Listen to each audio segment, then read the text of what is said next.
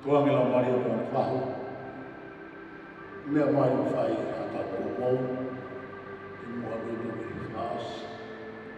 Whanofu mai me mou, i nā whapeni mua. E mou.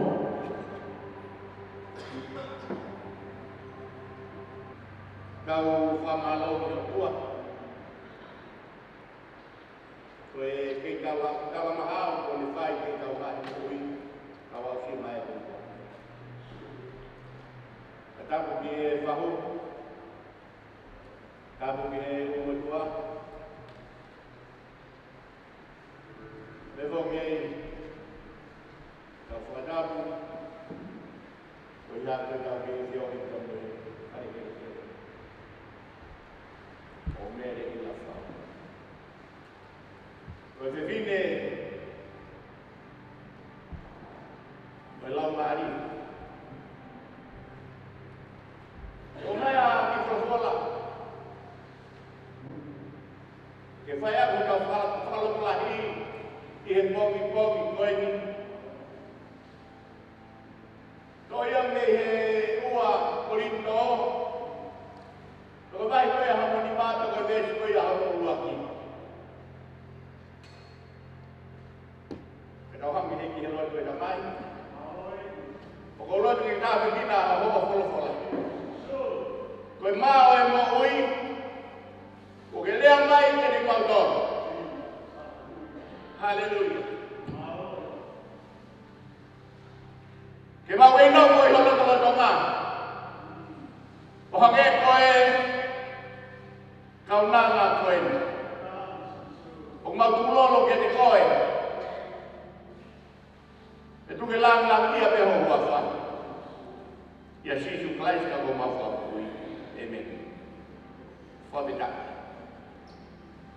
Pere propola. Vesi hono laki oka me teki hongo whare kere. O kuia i hongo whare i he langi. Koe whare i ne kai ke ngawi ia e ni mau e tangata. Koe whare ia o tangata. Kaya me ka venga te o mai ke ni tautolu i he hua koe ni. Ko ki tautolu koe lau maarie. O kau nofo i e whare kere. Ka ko pao me ke kau whaiha mea. O tau mata e whakaupa. E ngahi Manatu Melie, ko whai kia Mele. Ko whare ni na nau wha Mele. Kuma wahe a Mele mo onia. Whawetaka. Koe au sia e apostolo e ne hanga pukahai. Ko ia koe pau mo ilo pau e ni mo ui. Au ka me teki hono whare kere. Te au kia e ka au e ki tau whai. Kama tō mai tau ui. Kala mahi takata koe tō koe aho ke whanau. Moe aho ke pekia me mani. Whawetaka. Ka o ia e taimi ke tau kai haka aue. O kui kai koe whaori pe. O kui kai koe noho noa pe. Ke mohui pe i he kakano. Ke tau hake mua koe whae koe. O ka weteki ho mau whare kere. O wia ho mau whare. Whawetaka. But pato, te tau sio ke kamana anga, na ngawi e o tua, ai tangata me kere. Te koe mea penia te tau soki ki ai koe kere. Koe tangata moni ku mawahai. E mawahai ki se. Ku mawahai a pere, o sio ke he ni ngau e te kai he mui koe ni. Yo ka whawetaka. Hanga te wā e si sua tala e whakata koe ni. Luka taha no pesta hai wang. Unhanga omai ai mo oni kene ka ngolo flave i te mo na ngata to ko ua. Ngata mau kloa. Mo ngata ko ia na pasiwa le papala. Ke famahino e sisu o piai e teitu e ua o fai ke alu. Ko he wani te ko he. Kabale e kulo e maui. O pai, oski a lenga e maue e oua. Maui ba, maui kulolo, maui. O kai ka kulolo ia, ko te whakawai ke si o mahataha. Ke te whai ai mea katono. Ke te whai ai mea kau whitakalo ki e oua. E o kau whawhetaa ki e oua. Papau mai koe, papau wasi. Kita fakamavae ai, ya mo fale kele o Mele Ilafau Lenati. Faka'osi, na le pai e maue, na le pai e tumba e maui, ke tau i ke oi. Petai mi loa a e mau feo. Tau ui mai ki he ki pia mau feo. Whawheta. Ko mele o ki kai ko whiwhine a kumure a whakaoro i kai. Aku ne te kaha i te e pau. Ka mau he kai ke tāne e koe e nerea te he oro kuiko. Te he whoki.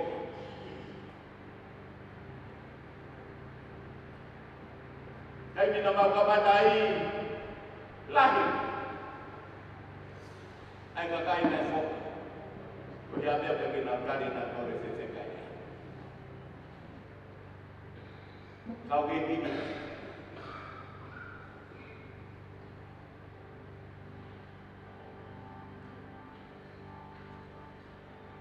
Kau beta.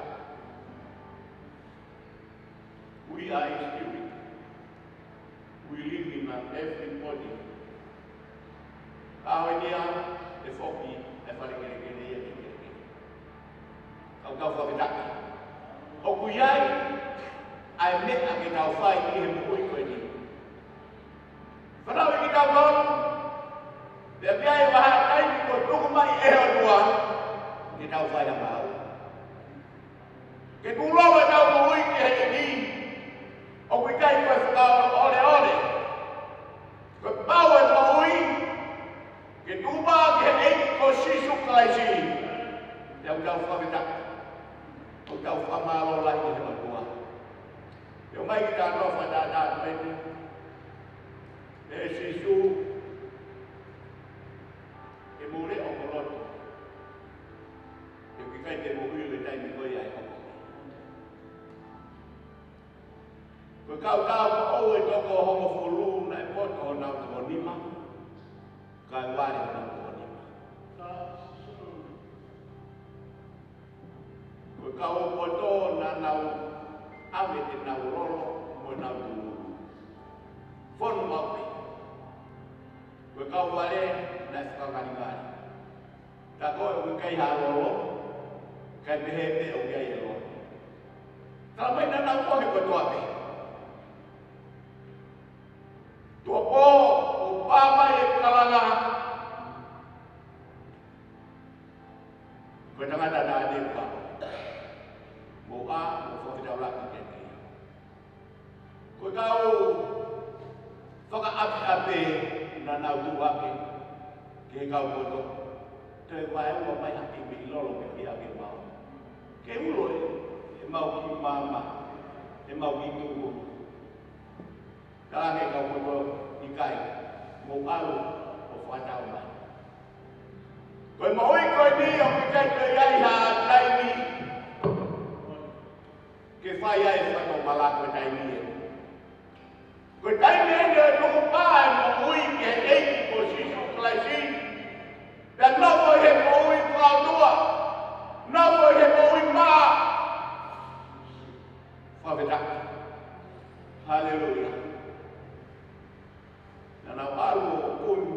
whai i nau whakatau, a nau whoki mai. Tuki atu he mai na pā, tō mai na pā, tau mai ni kua, e ki kai te wila ni moto. Whakaofa, koe kakai, o whakawhiwhi maari e kowi e maa kuru. Maa pehe kei te, hono,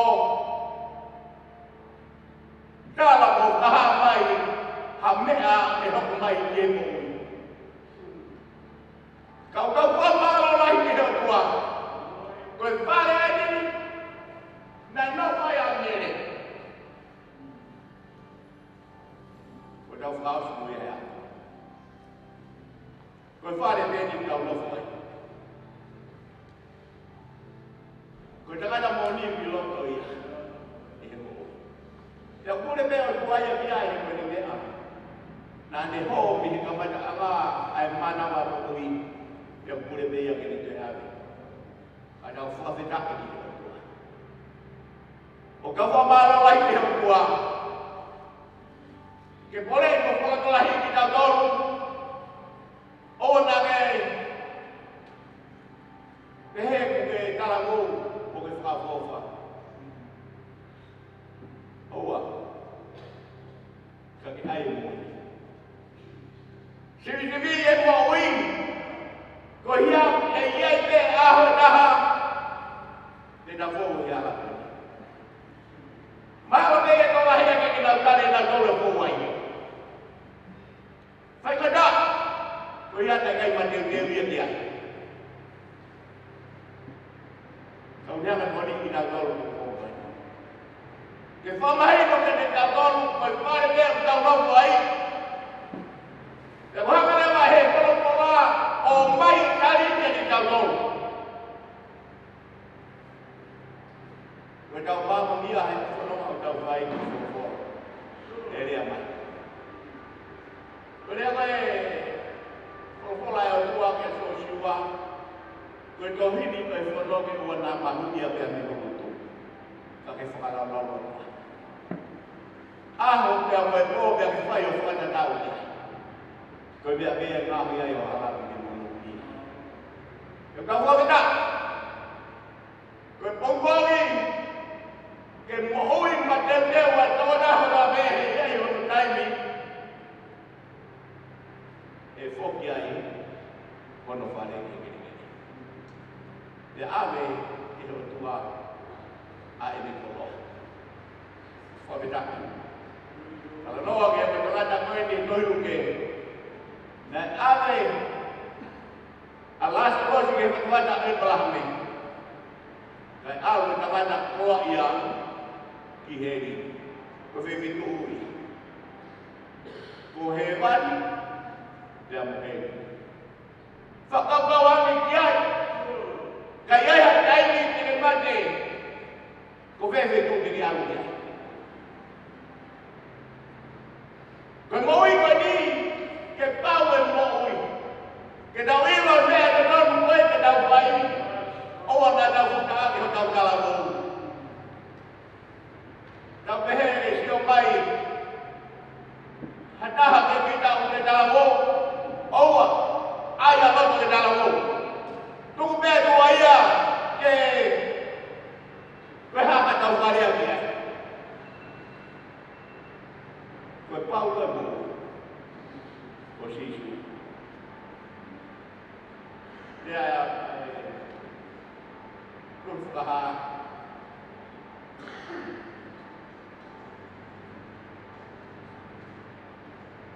Kita mai ke tinggal tolu. Malo be ho ngawe. Malo be ho fuaki. Kau dia beda ho biai. Ko ke mahu ko Tulo le mui ke ecosystem collection. E ai apa tak? Kita mawai dia melau mai. Kau fari ke. Kita tak ni ko ya ke mawai. Kau ala mere. Wasbai ni mere. Jadi kau tahu mengenai persoalan ada. Tau lele ne lawa e whakapa. Hallelujah. Koe haho tau whai o mui kani. Whakamātua ko te mea tua. Ka pau ku ke keki whakamātua ko te mea tua. Tala mai apostol ka kaula koe pea. Koe pea kai ka maari e. E iai te aho ia. Te ke tomato i fo, te tomato i fo. Ko tu lola koi ke iko si sukai si pikai. O pikai koe lea pe ia o ila si sukai fai te mea koe kakana. O hala ia. Ko tu lola koi ke iki pe anok le moi whakau tua. Whawhetaki. O iai amana lele i he no tāpa. Whanawa ke ki tāpatina me kotoro e eiki i he bongbong koe. Ko ki tāutoro, ko whare kere kere. Tau noko pe tāutoro, ko laumari e, ko takata moni, o ku ia tek tāutoro, ku ilota tek tāutoro. Ko e pure mea tua ia ki he mokoi. Tene ave i. Kai tomato i fo tau whare kere kere. Tau tau whamaro. Ko tau whawhetaki, tau tukulori ai ki he tua. Ko ni toko ni ki tāutoro. Manatu, o ku kai ko tau wapi e. Kuya aku teu teu tua ke kuya lave me kiai asisu sion kafa o mama ko kuya tua tu ko ke fare o tamai o lahi lahi ka be tu ala o teu teu Fosita. Kini hanga toni kita tahu le bom ko kita bilo. Koe fare kere te. Kaki ilo hata nawa e fia ku ala kada. Kaki ilo hata. Kau teu teu. Teu mo ui. Ki kai mi koia e hoko mai e ta. Ya ka forma. Ka vida e ke tua. Ilang ni e pe. Haleluya kamai. Lau famalo ni aflo. O folfolako e fuma kui. E ke irea pai ke ni pantolu. E tai mi kotoa. Kapau ke pau fatakanga kia. Tu ke fezia i pau kui i mau nofo ki whalalo toa e aflona. Ilanga ni e te hohu wapa. Ia me apa doa. Malo tu la mari manon. Kata me foto tu e aviona. E toi ka kotoa me o e polo kalamo e bongbong koeni. Ilang lagi ame. Lang lagi ame o wafa. Ia si life o wafa. Amen. Mele Ilafau tau. Whanong ke Famili, ke whau ia Manatu Melie. Mua si si. Tai Mele Ilafau tau. Ke whai vai a. Koe hoko ni walu, ke tai ulahi te malu tuku whai hoa e tahu ke tau. Mawitai ke ki. Kore pege u whangata e. Kata me rodo o sinu a whake pa me wan. Ki me mo ke utala mga puika e whangata ki. I Manatu Melie koe.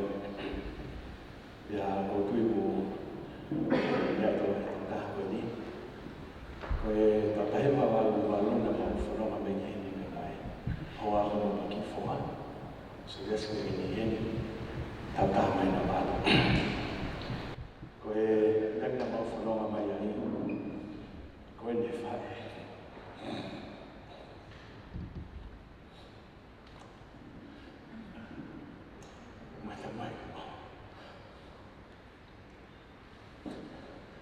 Tano fasam, kamu meri, o babysitter masih, kan abi ke mau kalau, ke kumia mau begini foto, dan abang pun kamu ini sih,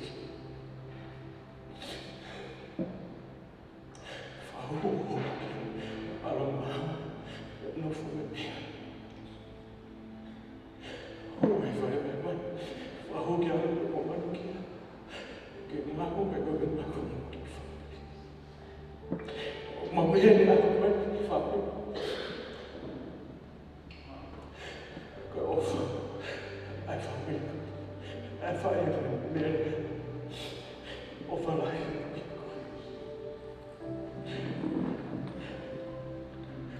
hari ya fimu.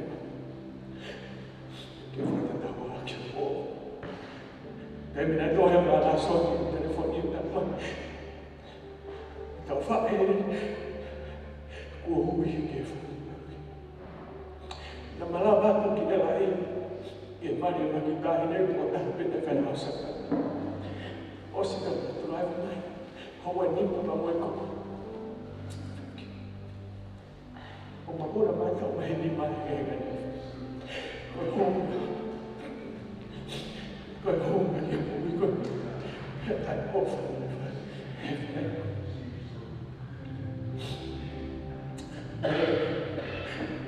Dia wa fola. Ma ofana. Dia wa mama.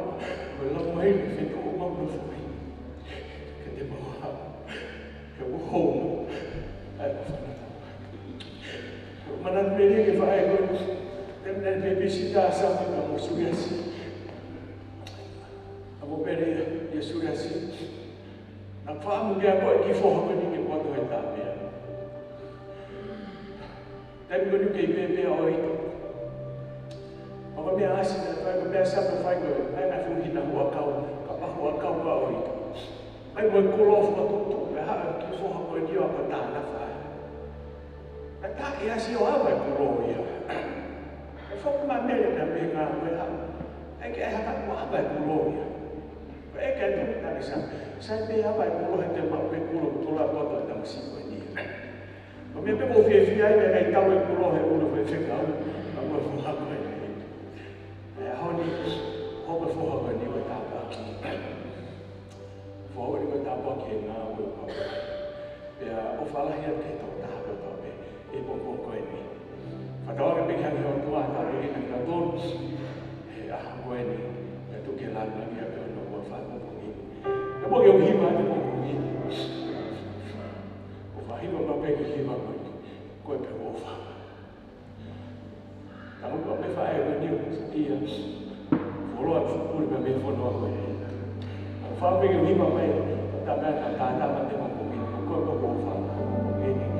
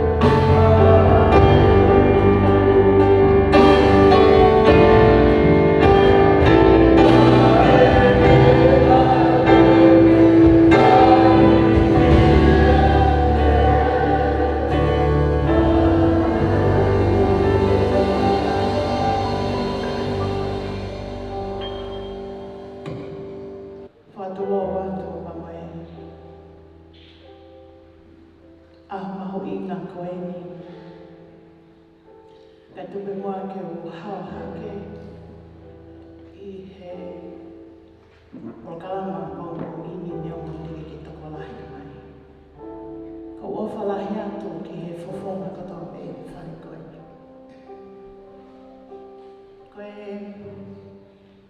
Ko ingoa Dominika e me whiwhita. Pea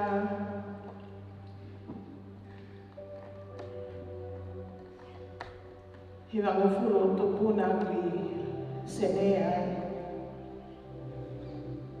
as a single person. Whio hi ai me moe tamai o eki koe ko Chris. Ko hoa ko tuonga ane me o Mele ama me mo moana. Ma o whakakata holo pe he iufu o Chris, and this is what he said to me. Tom, my uncle is single. Ake mo Mali. After 4 years, me ai whakahoko. Ka wau I he ni aku. Ko hoku tu unga ko e hoa e whaiwhekau. Ko e siasi o mau ia I. Ko e siasi na e paionia I a Mele I loto senena.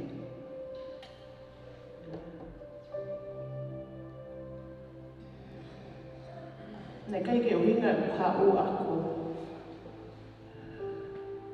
Ia toi uhinga kakaku. Manatu Melie pe whanonga historia o siasi koeni. Ko nana I kau e whiwhini koeni mato. Tanu maki a mono kamatai o siasi sene. Pe toki mo where ai siasi I Australia. Kana I kamata I me me siasi koeni. Ko whaababarahi ki he loto whale o Samsoni me mo Mele.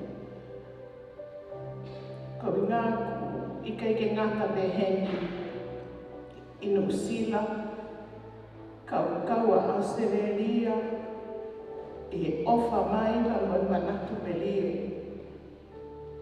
ki whae koeni. Nā mo ui mai ki he eki, I loto whale o Pentekosi I ne kai puri ai hingoa I au Mele Ilafau.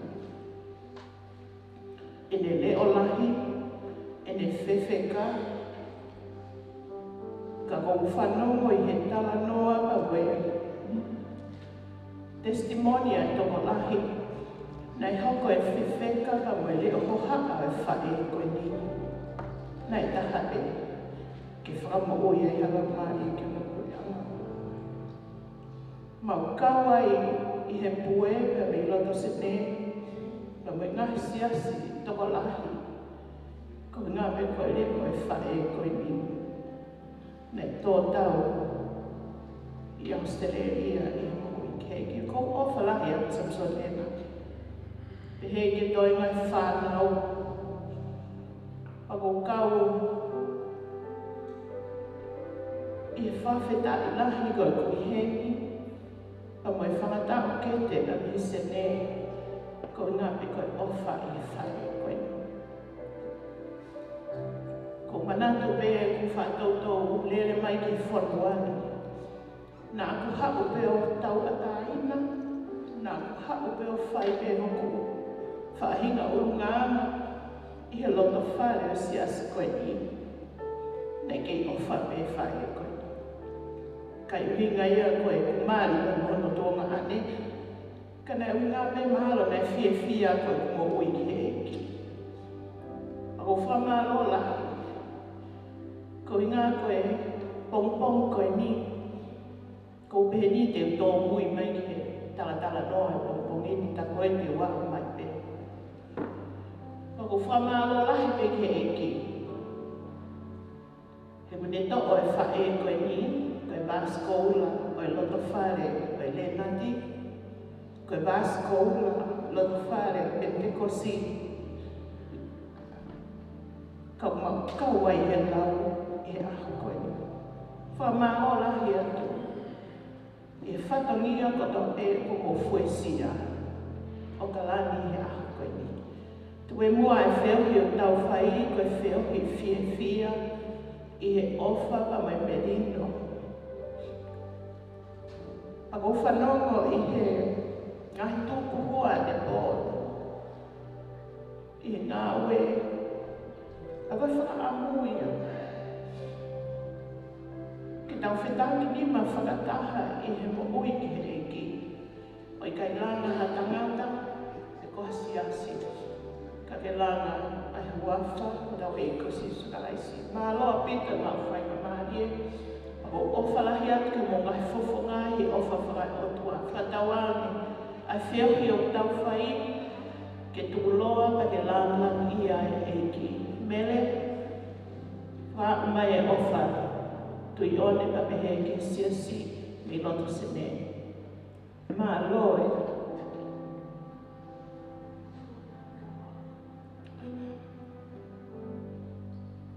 Ka taki. Mā loe whau he whaingata a i loto sene.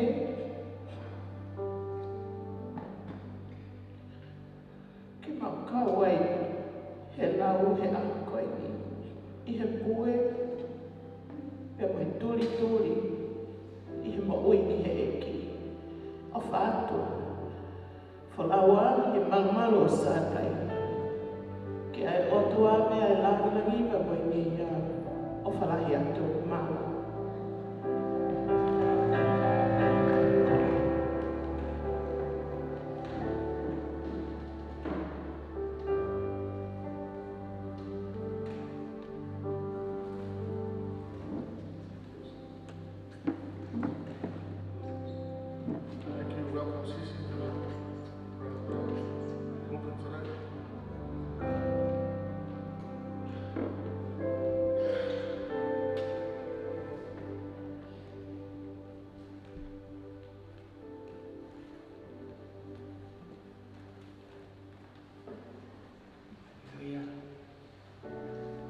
Koe lea ia e whae koe ni. I tai mga toa pēna malaria tuai. O tuku whai whatongia. Tuku ta whaaki e whana o whai whatongia ke whae koe ni. Nā koe ne lea ia.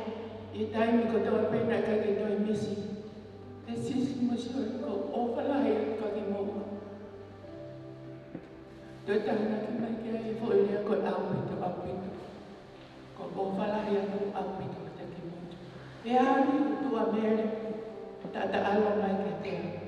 He koe ne, tangia mo ne rea mai sisi, nofo pe mua ke ta nofo moa.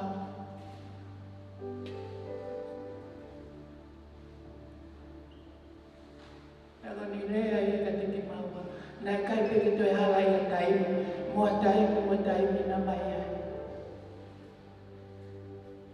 O whalai atu aupito e te ki moa. E mere ke taka ala mai, koe maure ai, o whalai atu ke te kau. He he o whautu.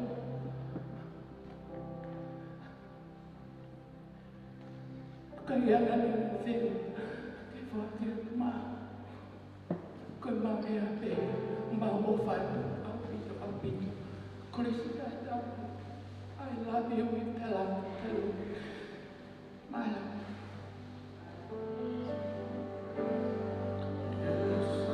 Oh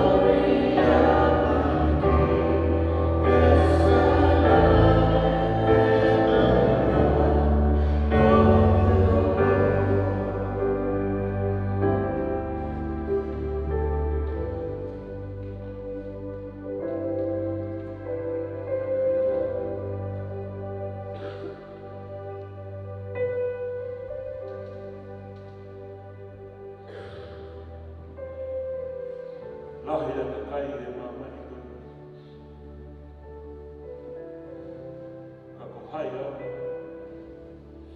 Ke tuko kore taki e te mawe.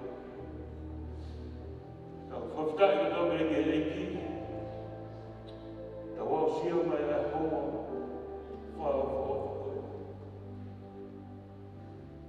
Agi he whae e whita koe. Ko whanata haa kai ka tau koe.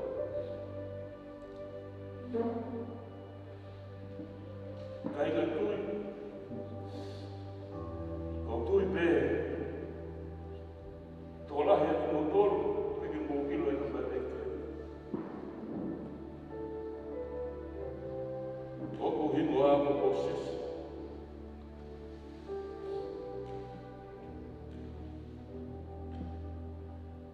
Taru ko mui mui holo he mo mātua koe ni whai a māwe.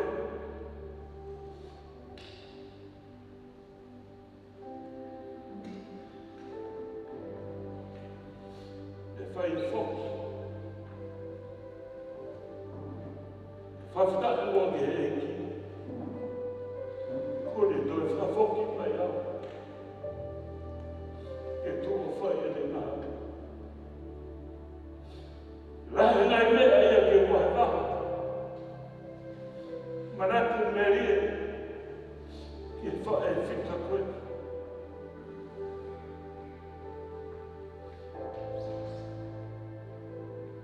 E ako momo umi.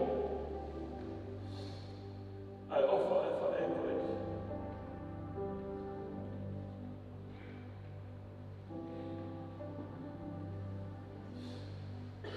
Ko tui me ui hene e ki whanau, whamore more pe.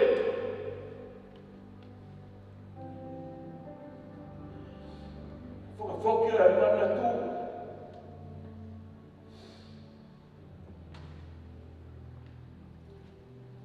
E maua o atu ki malahi, ke tāku e whae e koe. E tu hefe tu hane ke ke hā. O ki hene e whanau koe. E lotu e whae koe ni, ka lava tuhu koe ni te aru ki lava. A more more pe e whanau koe ni. Koe Manatu Melie kou whai. Koe maro. Koe mohiri. Ai whae whita koe.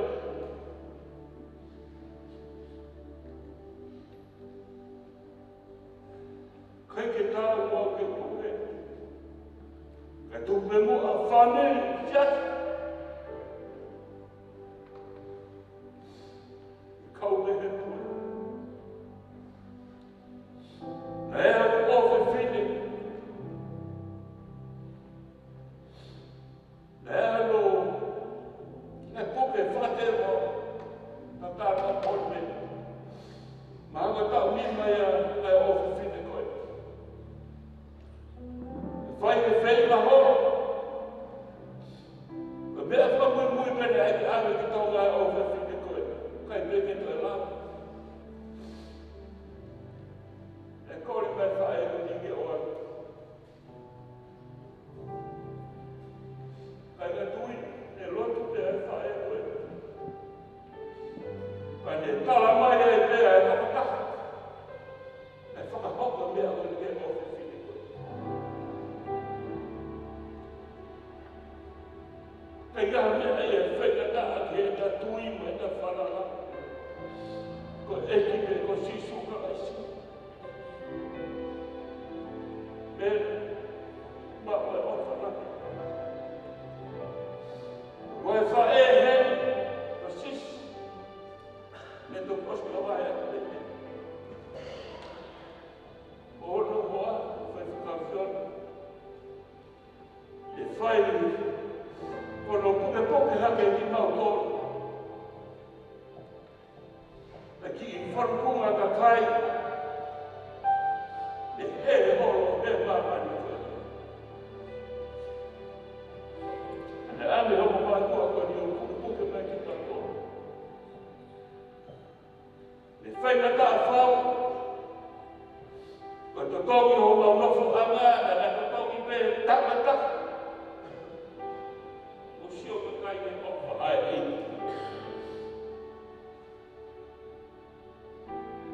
tangata ai ki pena e ngāua. Kana ni kua koe mea katoa. Ki whamire tōru na mauropo atu ki ai. E tako e taha ka kato e ne to tōki ho mauropo anga. Ka oua mo mautu, ve e ua. Whamaro e sisi ko sione.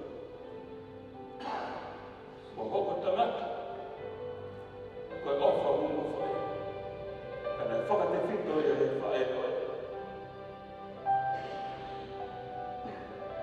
O wharai ai me kau taka katoa pe. Na eke uhiwa ka e tuku pe. Wha me o. O wharai ai.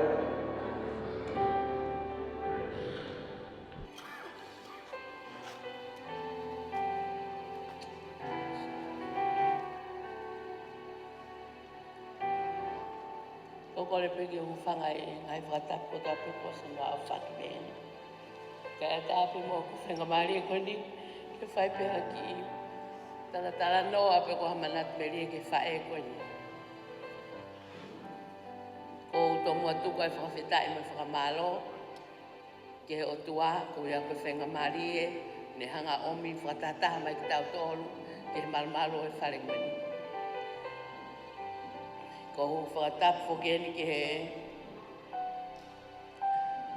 ope oi aho, pehe ki he kau whai whikau me kau tau la eiki. Ko whakatapu whokeni ki he urumotua, pehe ki ati motolu kotoa pe sola mo e vulangi u tau i he malumalu e whare koeni. Ko whia Manatu Melie pe ki he whine eiki ko ni te pe ke whae ku Manatu Melie, ko whi whakahoko atu pe hoku ingoa, ko hoku ingoa, ko lupe tārisa.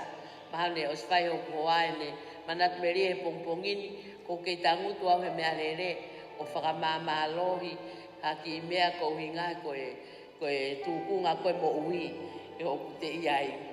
Pea uu mai ku tamai hoa, ko os aroa Manatu Melie, pau pehe kai ke tari mai ke uu mai ke matokiha. Ka ko whawhetai ke eki ko mau eki whainga maari e koe ni. Ko au nau tupu hake pe i he siasi whakapentekosi. Ko tangata eki na ne kamata ngā ue whakapentekosi i he whanua koe ko whamotu i tonga. Pea na aku tupu hake pea o ilo a Mele Ilafau Lenati i he siasi koe ni. Ne ngoku keisi hake. Ka ko au na whanau ia uia, toki ilo ki mui o lo tama e sami, na whanau ia uia he aho koe nai hanga e samio, tari e eiko si sukaraisi. Koe aho taha walu ia o a kosi, o e ono fitu. Koe ta uia ne tari e sami e eiki, aho tatau pe. Pea ko hoku pako peftei, koe aho pe ia o sami. Pea mawhanonga mai ke whanua ko ni mo e hoa, i he walu, tahiwa walu. Moe maki i foha pe toko taha. Maha ko os lawe i pina lawe kai tangata eiki ui tōu ane po, koe foha koe ni tamasino lahi pe koe tatau pe mo la soni. O koe mafoha na e matau mai ke whanua koe ni, te ke mao ma whainga maari e whanua koe ni. Koe whine eiki koe ni, na e aloa mere o kume hanga aue. Kume mere ngā aue ke ave mau tolu koe ni mau keno fo owa e whanua koe ni. Ke mau o ngā aue, ke mau mau mo ui. Ke toko ni ko mau ngai famili. Pea ku hau ngai, kau hinga e ma. Whalau mai ai he aho koni, ma whikau ngā. Sei kut pai ke whae koni. Pana ku lau pea ui ai o mātua koni, ko ku second parents. He nai tamai mere. Toko tamasi iki heke, nofo mo sami. Tuke gane me ai whai. Ka mo alo ngā ue. Mo ngā ue ke tokoni ko mo ki famili. Alo e whae ko ni kume ngā ue. Whakauta mautore ngai fume alele a siasi. Ko au ko hai terensia ko si maima. Mere manukia. Au tolu mau toko lahi. Hange pe matoa whanau e taha. Hange pe matolu e ko whanau pe matolu katoa a mere. Ene ofa ia mautolu. Mo ene wheinga ke wheinga i ki mautolu ke mau. Alo mau whanki i famili. Pena ave foha koe ni. Koe mea itarahe a mere ka sio mai ku tu o ko ki o lunga huki tu mo ki tamasi I ke tā. O ka te toi pehe mai mere ko e hata ngute ka kai Failotu. O ku kai la ma mere ki ai tapu. Ko ne hu mai pe ko ya taki e maki foha ave. Ave e ko nau api. Mo ko mo api no fo ai. Ona mo to e pehe to ate ki tamasi. Ko fai nga o fai na fai he fai ko ni. Tupu kai pe maki foha. Hange pe ia ko ia pe ia ko fanga toko ua pe ia la soni mo yongo mahanga mo Christopher. Pea mawhie fia I pe ma mo uia ma ua ia. I he whahinga mo ui mo e tauanga mo e whae ofa ko ni. Na ka ke lau e mele koe ke ha familia he toto. Ka ko ingahe na e mo ui e ko sisu kalaisi e mo ui a mele. Pea na ne ma ui e ofa whakasisu kalaisi. O ta tau ai pe. Ta tau ai pe ko hai tu kunga ko te iai. O ku kei ofa pe o kua o kaila I kita. O kua o tafulu I kita. Ka mau I lo I pe hono le rei. Ai me ana e tafulu iai mo kaila I mau tolu. Mau fefine ngai ahoni. Ko e whae ko e ni. Ko e rere holo ko na manu ki ana ku whawhana ki ane po. E loto pea mere ke hao ngahi ia. Pea kata ia. Kata foki ia he ko winga fo. He ko tai purea ma mere ko la wata mere manki. Pea mau Manatu maturea ki he whahinga ulunganga koe a mere ne ngahi I mau tolu. Kau kai peke mau tokanga ki ai he mau ilo kone o whaia ne ngahi ai ki mau tolu. Pea ko hinga ia makakau mai ai mo hoa mo foha. Me fonua lahi. Ko he lai ne au e tai ala sisi. Tamai e hoa ke unofo. Ikai, te uaro ke alo umaga mere. O te ke aiko ke unofo. Ka koe mea na ke alo mate a feitu. Ko mau e whainga to onga kwa mere. Ta tau e pepa ka te mate a feitu. Ko ia, ka te mate ai. Ka pako whinangara o tua ke te alo mate ai. Pea koe uhinga lahi ko ha upe au. Tau mai pea ne a fi hanga tonu. Ai e kutai ala sisi lere ki ai. Ko mena u tō mui mane fia fi. Alo whine moto ata ala sisi. Ko whainga mai pe ke uhau o se ko pai ke whae ko ni. Ko whae ko ni, ta tau pe whae whakalau maari e, whae whakamateri e, mea ko toa pe ku mau fie mau tangi pe ki ai. Pea ku mau fie fia lahi au pito I he whae ko ni, he tau anga na ne whai. Pea ku lahi ngai mea e ke uwha matala au whekau aku mo whae ko ni. Ka pange ko lau ko whetuka ki whainga maari e ka taha fie lea, ta mai ko a alpu ki lea nou. O si iro pehe hoa ia au, te umei maranga I pe au ia ma mere a honi. Ka kou ofa lahi ati a koe mere, wholaua, ko ke tau koe ki ke alu whakawhi au ki e au. Ka mau whenga atu. Ko ofa lahi en ke ui tau, pehe ki whanau me whangaboko punau. Pehe ke family ko toa, I he aho ko ni, tua e ki o whātu.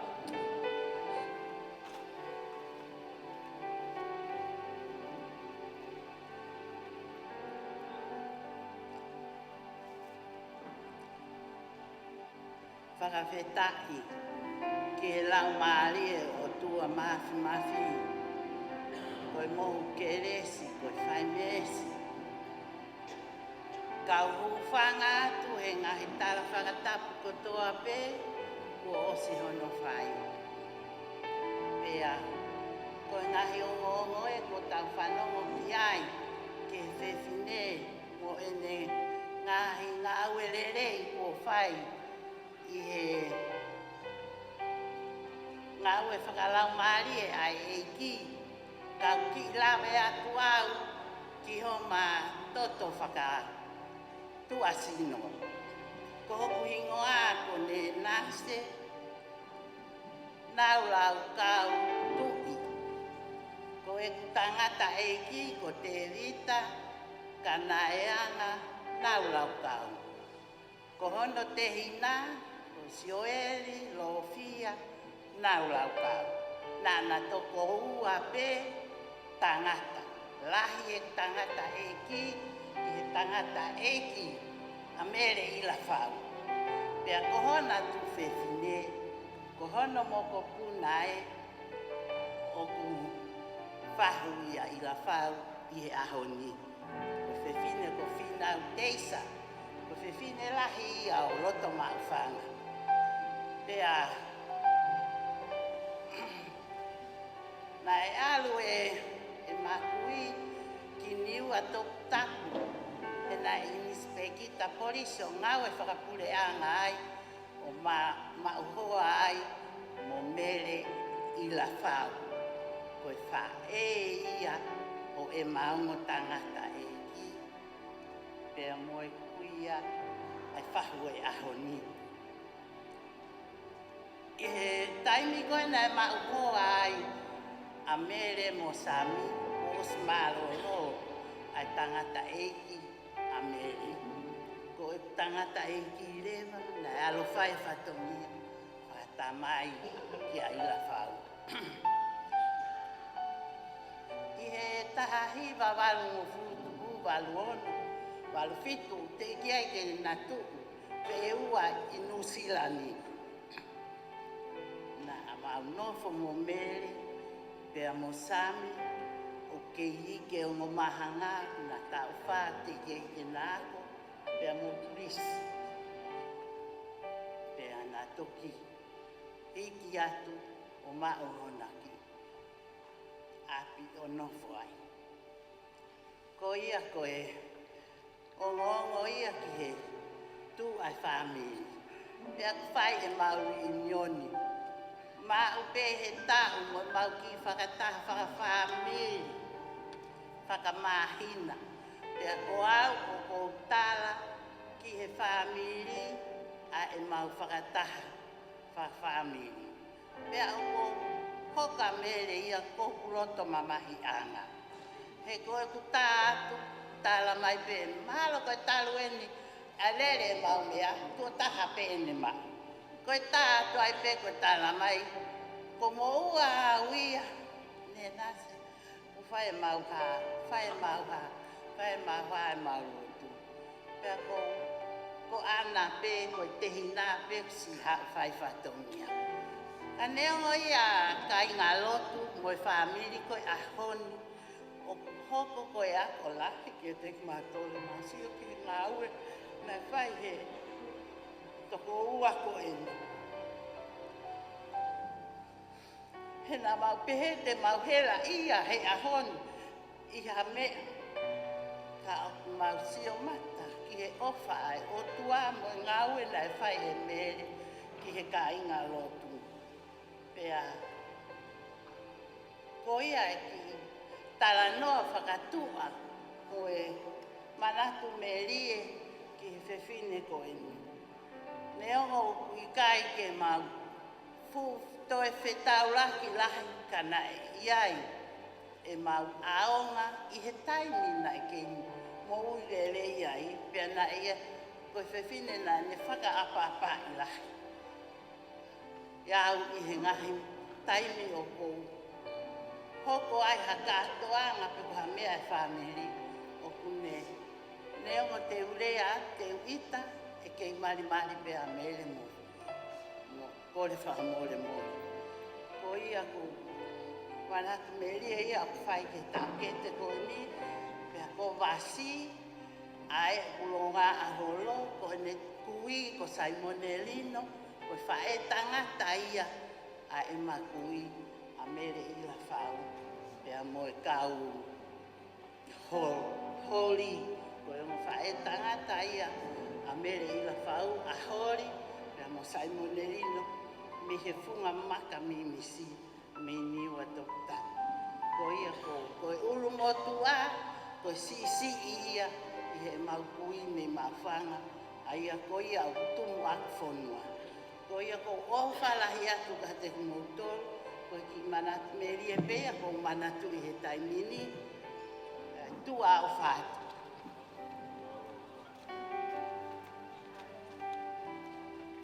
Ko leke hūwhanga i whakatapu ko aho whaki me muani, ka tāma e whinemotu a tuani ke whaihaki Manatu Melie ki a Mele. Ko pingoa ko whatai po hahau, ma uhoa ke senturi po hahau, ai au mahalotonga ngaui whawhai whekau i he ngaui ai eiki. ko ki Manatu Melie Felawe pa ko fae ko ni I he hiwanga fulu, hiwawalo, hiwangima, o mau ngau e whakataha I penos. Pea alo e hoa ia, ko e fae ko ni ko ne walo ki mau peho koa. He ko he toksio he ahoni, it's only for good. Nai winga pea ko ki ko lele. Ka kokoa whaamofisi e taime ni I ka ke whanoa ke fae ko ni. Pea hiki a ki Australia o se tau e ua ko aue mo ki whanau na maunofo peheni a mele mo sama. Pea koe whale e whae koe ni hange goia o tau whanongo koe whewhine na e tuko e hoa mo whanau heni I he ngaue a eki kai alu o ngaue whapau e nia Australia hono I Amerika pehe ki Hawaii. Pena e pehe whale I mo e ako e whae ko ni e mo ui. Tupe ko a senturi, ako a senturi. Nofu ko he ngā ue e ki. He mau ingange e ki a hohoa. Pea nofo mai o sta e laha tau whe a rau kokoa. Ka koe whae nane a koia. Koe whoa ki o singa mali. Ai mea nai mauna. Koe tauhi ke e ki, koe mea bingo lea ki a e ki koe iai whai. Pana ne whare I au, ke mahoa ngā ue I a ahi, I ha mea. Pana e au ki whaiva o hanga e ki o tāpua ki ia, koe kuki. Ka whai ha mea e siasi, ha mea u alu ki ai, ha mea e ngā ue, koe whare e whae koe kuki. Koe mea pēku ne talamai ke uhanga kuki, ko pau ke whae, ai tutu unio whae mai ke te au. Panai ako ia he whae koe ni, ke mateu teu koe sotia, ke maranga ha anytime o lea mai ai. Pena unga au e au. Ka kone tā mai pe whae koe ni, tu koe ngā ue ia hau koe lea mai e kia ke hau koe ke tau tā ai. Pea koe pau ia ke ri aki tatau ai pepe tūri au mi ngā ue. Kana e ako ia he whae koe ni ke mateu teu I he taimi koto api. Pana I kori ake taimi lahe ngā ue ia warningi mai ngā ue ka tea.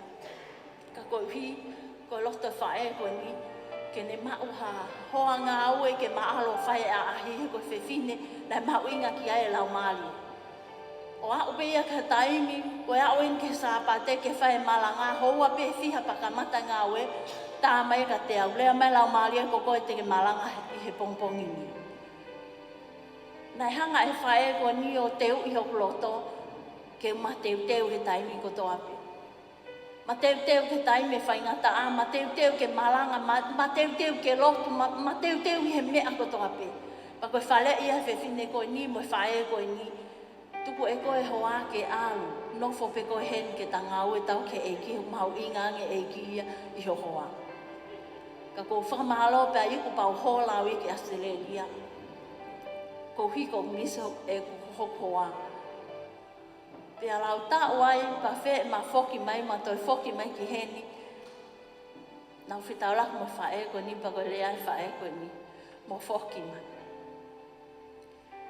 Pa ko whamalo e hikui anga, o ene mo ui, e ao, ua ao no e mahina kuosi. Nai lea e ki ke ma mo ui, ke ma katoa ngai, hana tau ni maua. Ko hiulea he ki ke maloto. Ko tau e ne whiha e nā iri whakinima ke kau whai whikau. Pa tuku atu he ngowe angai o tua. Koe ke ataha e malatu mai. O koe ke ataha e tūta whaaki ke malatui. Futau e ni maua e na ngāue o na whelau lau ke eki. Koe e nei tuku lolo e mamo ui ke makato angai. E tau ni maua. E whae koe ni. E sio o tātou kua ke wera me te talawa whawhanga e kaka. Nau koe klei peke o tua. Koe mata ika e wā mo whai ni mai ni mana ki whawhanga pe koe lau awhi. Pe he aho kātanga. Nau sio ke whae koe ni ne whia. Ka kohi koe mea na mau whai. Ka kohi Na ea koi he whae ko ni ke mahu inga ia he mea mahu inga. Pea koi he whae ko ni ki mau tolu. Ka mau whaiha foaki ave kotoa. Pe mui he whae ko ni na ea ko ai. Ko whihai kau whai whekau, whihai tangata ne o tua wa whea maha mau api. Foaki kotoa e whale kotoa uta. Ko teina ne whiha ave mea lele whiha ave. Ko hipe ko kuako me whae ko ni. Ko whaiha mea ke e ki whai ake kotoa o wai pe seti hawhepe. Pena ea koe mo ui ko whamalo ki o tua i he ne tokoto i rest home he mawhoki mai ko eni ki a Sami talu me he puto a Raymoni na mautoi whetau laki ai o whakawhoki mai ma mo ui ke mawhoki mai pa moe hoa. Pe he toi ngai mo ui a Mele ko ne mea peo ko le ke kuki mai. Ko ki tale ni te peo ko mai e ki ko Mele peo ne tale u whainga kuki. Ko uakai ko toa peo si lele mai he wiki ko toa peo tangata i ki o ne tala mai. Whe mau e Mele ne ki kale, whe mau e ne ota, whe mau hapeha mea ko nima mo mai he nei o si a koi he whae ko ni kia te ao ke uma teu i he mea ko toa peo. Mele, we'll see you at home. O tau ilo i ta tau ma Mele, ka koe ako e ne mo ui, koe ipseli mo ui, o tau lau pe tau ako me ai. Ai whae koe ni, ko hinga pe ko ne li aki mo ui, i he mea ko toa pe, ko hi pe ko hua whai e ki. Tua o whaatu ke te kmotol, ke ui tōu, ka mai whanau, pe ke family, ke whahu, ulmotu a, pe ke toenga ko toa family, tua o whaatu. Oi, ki te kmotol koe nei toki humai, koe ki time deni Manatu Melie, ka pau kia Manatu Melie, mo kātak mai peki mo ke tope whai hua koe ni, ke Vinola.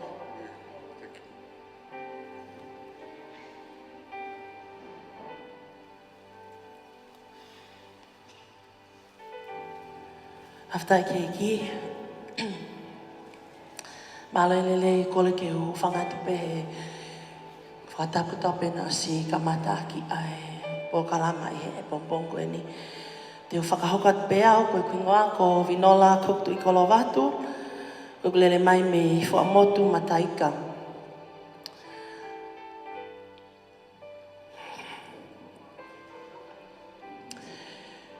Koe o whiwhine awa mo sese mo Eleanor Cook. Pea koe mau ki whamiri, koe waki fua i ai ngā oe a Mele mo Sami. He kamata koe ni ai siaskale wali me kuli. He taimi pena e ongona mai, ko hiki e whae koe ni. Nei fo i hiva, nei ala ki pehu loto. Pea neongo pe whawhae leo.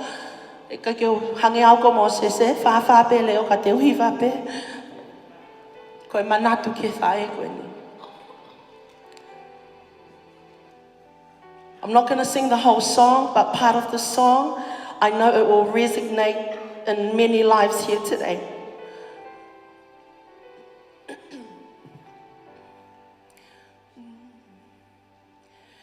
Thank you for giving to the Lord. I am a life that was changed. Thank you for giving to the Lord. I am so glad you gave. Thank you, Mele, for giving to the Lord. We are the lives that was changed. Thank you for giving to the Lord. I am so glad you gave. That is Mele. She gave her all, na ne whake ne kotoa, na ne whake ne ofa. Na ne unu wange mo sami ke mau api, ta iwa walu mo fulu. Ta koe kia ki pi ki ngā mele mo mau whae, koe konga niwa ne whae. Ka ki ilo e mau tonu. Pa koe whanongo a mele koe hau a mau grandmother a ana me tonga. Pa ka ke ne ilo e tu e mau tua sila. Pa koe ne whai ne whe kumi ke mau ko whe api o kau kia ia ana. Pa whaiang whai pe ne whe kumi o mau e mau api o huanga mele mo sam ki o mau loto whale. Pa koe na hau koe a ahi mai ke mau ki family ko hui koe whine e ki koe ni. A ope o whoki a ana ki tonga.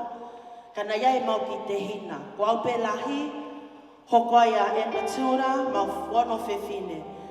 Hala e tunga ane, pa hoka ki tahine ko ana. Pena i maha ki tahine koe ni. Pea alu koe a grandma ana ki tonga, hoko pe hau a mele mo sami o ahi mai ke mau ki family. Koe sio koe ki tahine koe ni koe ne mamaki. Kufanga pe whakatapu, ke ki hatupu hi whasiasi. Kana mau tupu i Wesleyana. Pea taimi koe ni koe whai ai nofo i apina, ke ki ha ahi a meia. Pe whai ha lotu hange. Pe ha u hakau whai whekau. Tā lunga mo mele mo sami. Na hua mau loto whale. Ke a ahia, pea ke hoko mai whakamoia e ki ke mau ki family. Mele invited our mother for us to come to our Mother's Day service. 1985. Pa koe aho koe ia. Nai whaaki ai he mau whae, mo au e mau mo wike e ko sisu kalaisi. And from that day, we have served the Lord. Because of the giving heart, like the song I sang. She gave in so many ways. Her time, her heart, her love. You are sitting here today because of what she did. We stand here because of the seed that she planted in our family. And we are so indebted to this lovely, powerful woman of God. And that is the greatest gift ko mea ofa lelei tahaya. Ko hiko ne ha koe o ngongo lelei ke mo uia e mo uia mau ki family. Thank you, Mama Mele. Thank you, Papa Sami. And I just want to say, we send and we come with our Father's love. He is sick. Ka koe ne lea pe whakahoko ate ku ofa ki a Mele. Ka koe lea mau tamai e i kai ngalo. E kai ngalo Mele ho ofa. We love you so much, Mele. We thank you. Ka koe whewhine koe ni ka inga. She's a woman of boldness, fearless in the faith. She passed that on to our mother. She imparted that spirit into our mother. And she has passed that on to her daughters.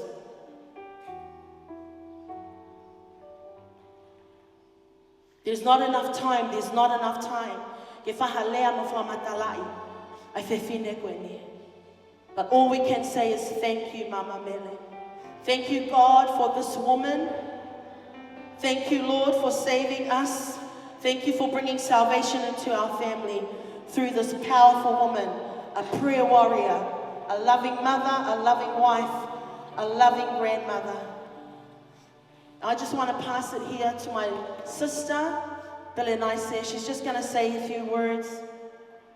And then Manatu Melie, and then also to my sister Anne.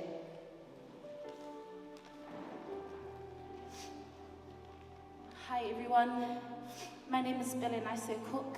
First and foremost, I just want to honor God.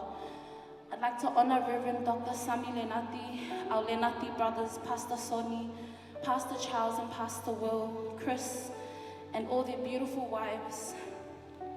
Our sister Karen Yoto for Gospel Lenati, and all the beautiful grandchildren of Mele and Sami.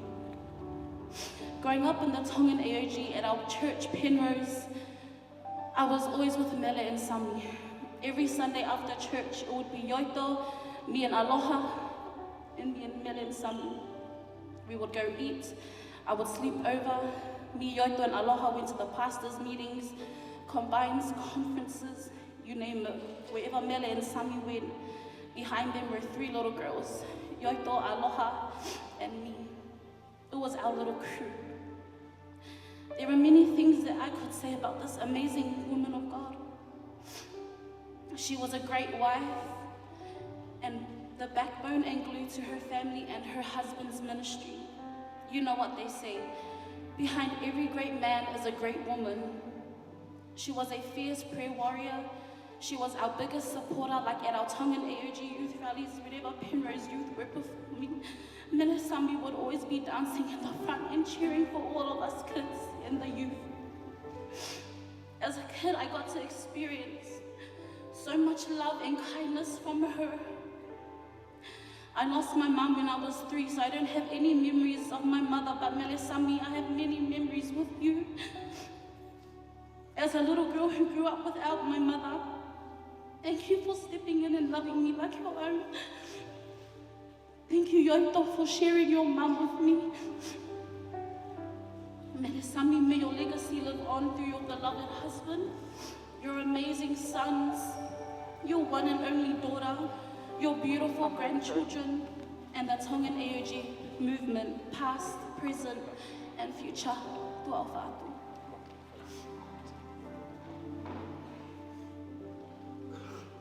Morning, everyone. My name is Edna Cook. I'm the second oldest daughter of Mosose and the late Failotu Cook. I've known this mighty woman of God since I was the age of 3. There's so many memories of this great woman that I have. But all I can say is that Mele, I'm so grateful. Thank you. So many memories. She always advocated the youth and the children. A memory comes when Chris was going to Bible school and we had an opportunity to go to Parachute, this massive Christian conference, and who was there supporting us? This great woman here, Mele Sami. No other parents. She was there with us, supporting us. Also going to Breakthrough Conference, taking the youth who was there, this great woman. An encouragement to all the leaders, pastors, be like this woman. Whatever she saw that would help fire up the youth, help them grow closer to God, she would be there supporting them, no matter what. And Mele, I salute you. Yes, we're crying.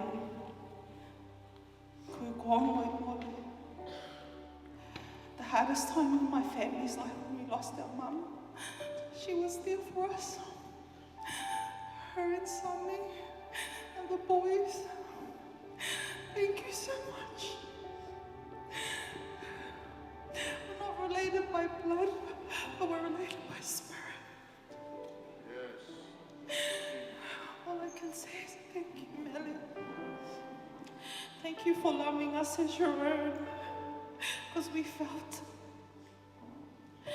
you didn't see us just as your members, but you saw us as your family. And we will continue the race. We will not go back, we will not grow weary. We will do what God's called us to do. It's my encouragement, my memory of this great woman. I've got another memory, but I don't think it's appropriate. So you can come and ask me later. But yes. So I don't know why this memory came back to me, but we were at Parachute. So, sorry Mele. So Mele said, so me, Fatai, and Vaito Melani, she said, hey girls, I'm gonna go to the bathroom. So where we were staying was a campsite. So we had to walk quite a distance to go to the bathroom, and Mele always told us, we go together as girls, don't go by yourself, blah, blah, blah. So Mele wanted to use the bathroom, obviously, because it's quite a long walk. So she had to use the portaloo. So she told me, Fatai and Vai, like, you know, watch out for me. And we go, yeah. if you know me, when me, Fatai, and Failotu Pongipongi, when we get together, we get really distracted. We talk about all the most random things. Anyways, Mele goes into the portaloo and we're distracted talking about, I don't know what we were talking about. And all of a sudden, we see this truck. So the truck that's coming to, empty. And this truck puts like a hose and it like kind of lifts the portaloo. And then we're like, oh, there's the truck. And then we're like, oh my gosh, Melissa. So we're like running. Well, I wasn't running, Fatai and Mike, because they're really small. Running. And like, when we get to, stop, our pastor's in the truck, our pastor's in the portaloo. And then he stops, and then he puts the portaloo down, and then she gets out, she goes, and we're like, we're so sorry, Melissa, please. But yeah, that was just like a fond memory that I have of this woman, even though her words at the time can seem harsh or like, okay, we're going to get a hiding, but you can always feel it was from a place of love. But yeah, that was a memory that I have of this woman, and there's been many more. But yeah, thank you, love you all.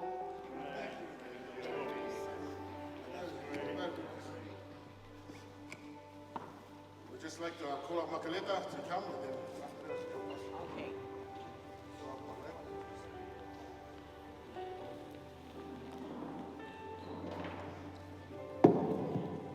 Kalibege u whatulawa te ngai whatapukota peko a whakamimuani kai pe Manatu Melie ki he whaewhita koe.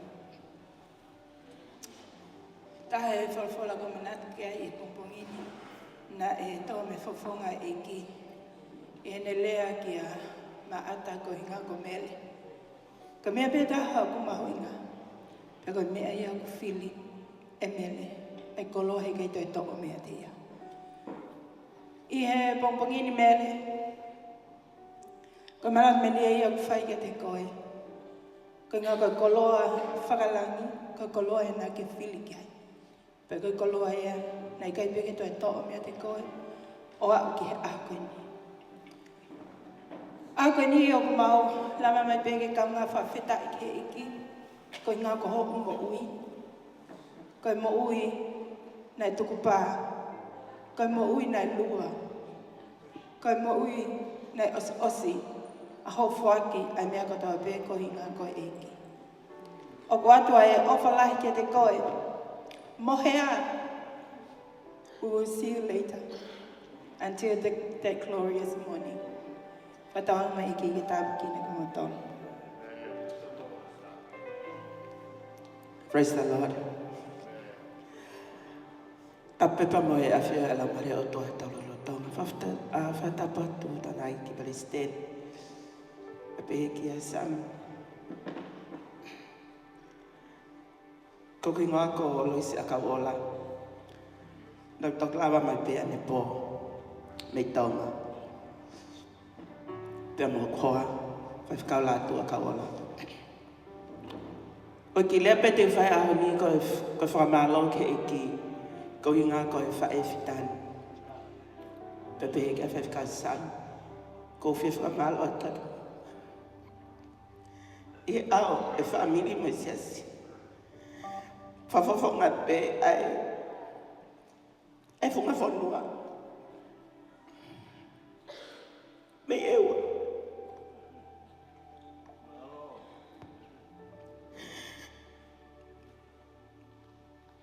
Nei kau I hongu ngā ua.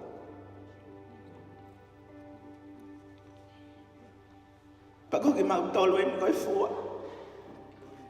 Koe fua. E tō tau na mu whai. Na klawe ina mau whieka ia, mokosia. Ka ia ahoni mau kai pari e. I he whailau lau na mu whai. Taim faka'osi neu whailatu mai whae koe ni nam. Ni mau lawa mo sonik. Ke siti o ai e mau ki I. Mea pea I he mafulau mai. Pea tala mai e son ka ki maua. Ma whewhekau ke maua si o ka Mele. Pea mau alu ko taim faka'osi pea. Ka nane kei tala noa pe. Mo ne lawe I ki maua. Pea Failotu e whewhekau pea to e whanawhana. Ai peke o lotu pe moau, ko whie lotu pe moau. Pokatemi ko nak lotu ai. Ka mea nak kore ke eiki. Hange ka kore a ilaisa. Kia ilaisia. Hanga mua omi ha konga ulunganga mako. And that's what I ask. E otua hanga o mai e ulunganga mele kau. Sai ia wia hele o lahi mo kai kai la koe Failotu.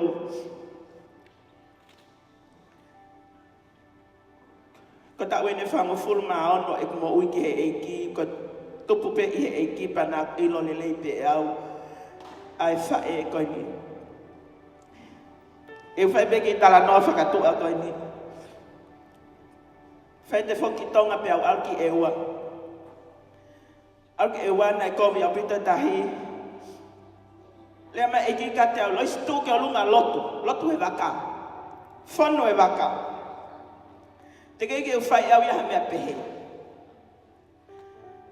Pe au hanga tau hake telefoni o tangutu pe o lotu. O laivi, o lotu. Oska lotu, o me pema eki. Na keike u hinga tau ke lotu e telefoni. Na whia mau koe ke tu o lotu. Pe a hufanga pe whatapu pe au tokoto o iahe sea. Mafuri e waka, koutou ki lalo me hesea. Mole tangi nau toai, koutou ia ki olunga. O ala hukonga ni maa ki he ongo pou koe matapa pe au kaila. O lotu. Lolo tonga ini oku. Whakalongo e waka mo e kakai pe au lotu. Ko lotu ke eiki ke whakamo ui ho mau kakai.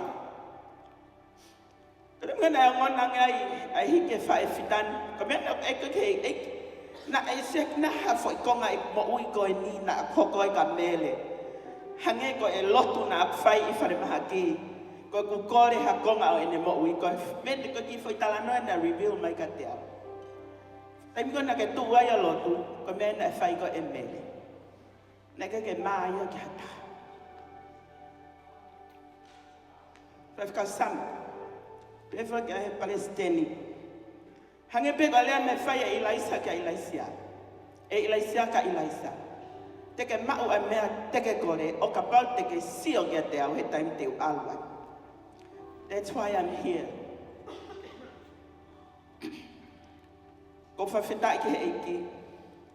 Ko hinga koe. Koe omi ki maua ke maa mai I ahon. Ke sio ka mere, hange pe mene whie mau e ilaisia ka ilaisa. Sio whama mau ke te au, he taim te u alua, ka te ke mau e mea na ake kore. Ofat famili, ofat ke kau whai whekau. Ofat mele, ko manawa o ko manawa koula. He o ku ke whanau I a kau whai whekau. Ko hipe ke whamo ui e kakai o e whanua. Mone pe lea taka e whanua. O ku mapake e wha ka kei alahati. Hono tuanga. God bless.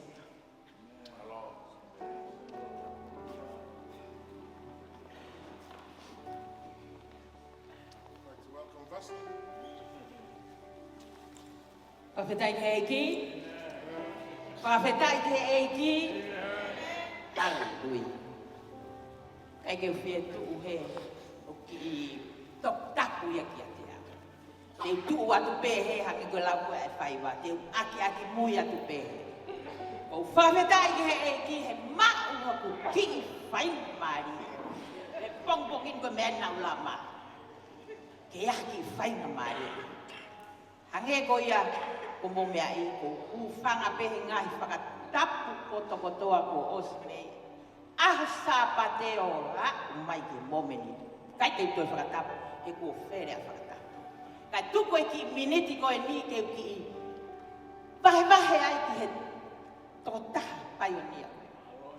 Pea mō whakamahinoi ko e ngahi lea kotoa ko tau whanongo ki ai. Ki maari pehi ngoa niua toka. Ko ia o koutu ki ai he pongipongi. Ke u faka'osi, pea u whakamahinoi, pea u tala ki a te koto. Ko e paionia ne lotu. koe prinsesi nia o nātata. Tuitonga hono whakamui ko lau whitonga tuita. Mauhoa ia ki he ofe fine o tui umea. Veisinia ngano I whare. Mauai na foha ko la whaere sisi vai vai. Lai taha ni koe whewhine, ai ene whewhine, mo ene toe lahi. Simaima, whatawhehi, o la paha, tau hingoa gere simaima koe. Pea hoko hake toko taha, ai ke toe lawe au hingoa he koe ke usio ho nau whamiri hene. Hoko hake moi toko taha, kai ke nau asu mai kai ila puhano hinga. Fika wha, ai eku great grandfather. Simon Erino. Ai aku hingai eku I hene ahoni. Hingai neongo o toton ke ki alu ake hong pulou ka ko hu whanga pehe koe mahaki au. Tahiwe hiwa ni ma na aku San Diego, California. Kamata angai ne eku ilo e family koe. Whitau laki ai moha tangata. William Nau. O matala noa, ane ta ilo ko lele atu me nusilapa ko lea ine tangata koe. O ku iai hoku whanga tua whaafine o ku nawi nusi. Hingoa nai o mai koe aris. Hingoa penau ilo. Hingoa e taha koe ne nasi. Hingoa e taha koe ana popua. Pea hoku tua whiwhine o ku whaiwhekau I he sias pentekosi. Ko Mele Ilafau. Hingoa ko ia, ko ene pepe Mele Ilafau, ko prinsesi. Ko hingoa ko ilo I humau family. Family ko ene, family di no. Ai peke mo ilo. Pea ko e mau lere mai me niua tok tap. Tonga tap, hapai veo, e ua masani. Ko fe, ai hingoa niua, tapu, tapu, holy, holy, holy. Ai ke mahi mga puto. Ko niuai. Pea ku whakahoko. Ko e tukotoa ko e ni. Ai holy, holy, holy, holy. Aniwa top tapu. Poa mai ki heni, uafe, lere mai hoku ki ofe fine lahi, o lot, o ako I Penrose, na whakatu ai sias koe. Taimi ko ia, uafe e. Whakawhe ia I he ki, fine motua na ngā ako, whakataha I Penrose ko Ana Maria. Haua ia Taiamoni ki he loto. Taimi ko ia ko kapten ia I he timi aka pulfe fine, o tongans a okalani musila. Kapten ien. Pea whaafe ai ofi fine koe ni koe whimutua koe ni. Ke maha ki he lotu. Ko hau ki he lotu I he pompong koe ia. Ko kei kona au ai ni. He koe kapten iau. O se tau mo ai ki aftermatch. Tau kautu. Koe me ana e hau ai huku loto. Koe hiva worship. Whakawheta ki he eiki, he pōni binola. Te ki ai ke whanongo ki he malanga a Samson Leonite. Ura ki hanga peho o hiwa, o wei hoku lau maari e, ta autu peo ta. He ko hoku mana ko I e hiwa. Kana ki hau koe hiwa whakaloto, io I hoku manawa, hoku loto. Toki hau e pe whaiwhika o malanga, o se tā tongi huku loto. Pena e hā, neu ta whoki o hau loto. Si he pega loto taina son po oi. E ko son po oi pā e mera no mata, ko hau pā hoku loto. Na ta, kosi kā pisi, na e pehene mea. Ko hau ki he loto. Pena aku osi papi. Pena e pehe mai e fine matua, ko e vasi tonke ame koe ki loto lua o papi ai. Ke to e papi hapai vela, ke ririu ho mo ui. koe lea e whae koe ni was. Mo ui ke tori pe he aho kotoa. Anak whae hoi pā mo he siasi. Tau tā mai. Samsoni, ko au ko hinga. Hei kai te tui ala tō lotu he nau tā e awa mea pe nau kape. Whakatutama. A koe rea me re nau whanongu ki ai. Tahi, hei kai pete ke toi sai. Koe rea koe ai Palestine. Vasi, hao pe koe ki he lotu. O kui ai e lea ai tohi tapu o pehe, ave wipi ki he tu ai vale. Na koe mea ia, o kou peheni ai he aho. Uafe mataha, tai hene tangata eiki. Koe kansa, ta uwalunga fune. Tokoto pe tarimati. Koe ku tala noa, hena ku fuafua sio, mataho, pokoi mata, i he mana aiki, e Penrose, just Penrose AOG. Ya Samson leo nahi lea pamela. Koe uhinga e tala noa, ke mo iloi, mo tolu wau te ke mo iloi. Fuafua sio ia, mo mata, i he mana aiki. Tokoto i tangata eki, kai toi awhilawe. Tala mahe toke tā, mahalo peko ha mahina e ono. A ahi mea mere mo sapi. Te au foki me ngawe, tala mai he whae, vasi, o baptaiso lau maari e ho tamai he sapi. Kou tā mai ka mere. O kueha me aho uru. Ke sa ke tamai e mate, ko ai ke amo onu he tahi ko e mate. Ko le ai mai whae ko ni tau ni hontu. Vare ta e tu. Ko e tu ie ni ari no o ku loto hai ke baptaiso. Kau ka a watu ki hena ki siu koto to. Iloi pehe sa Penrose. Baptaiso i tangata aiki. Na ilo pehe po oi. Taki atu i tangata aiki hina ke to la waru. Le ei he tangata aiki hana nima. Ka e lue. O baptaiso. Foki mai. Ka toi ta utui. Mau foki ki api. Ka kore a tangata aiki e vasi ko uvi e kai ahu whanakata pu. Tu he KFC hau. Mau tau ki api maalere KFC. Kou toi foki mai ang KFC. E fia fina e whai ai. Ai talaloto mo e vahe. Koe vahe tamai ko ia nai waki vahe. Lolo tonga hono taki atu au e sione po oi mo e totaha. Kou sio atu ki he ulu. Koe lupe ua puna mai. Hanga e kua hameang ne hanga. Mo fisi ho sino koe iwi mama. Koe iwi e lau mahi. Siasi koe kutala noa. Kike ako mea i mea wako mea i. Sio matai he mana e o tua. Asi e tau e wanoa ke i vare mea wasi a whanawata. Mau tai me ku hake he. Ka koe ku vahe. He ilo na ake o mo i peha o mo. Ka iai ha mana e o tua ki a koe. Ta foki! Tuku e pahangata a. Sio mai koe wende wai. Ki tau e tolu po osi. Liriu e ku mo ui. Wai betai mea e. Wai betai mea e. Mahaka pao na liriu e taimi koe te to hinga. Olo mui to hea. Aluatu haku. Ka taimi bene e ki.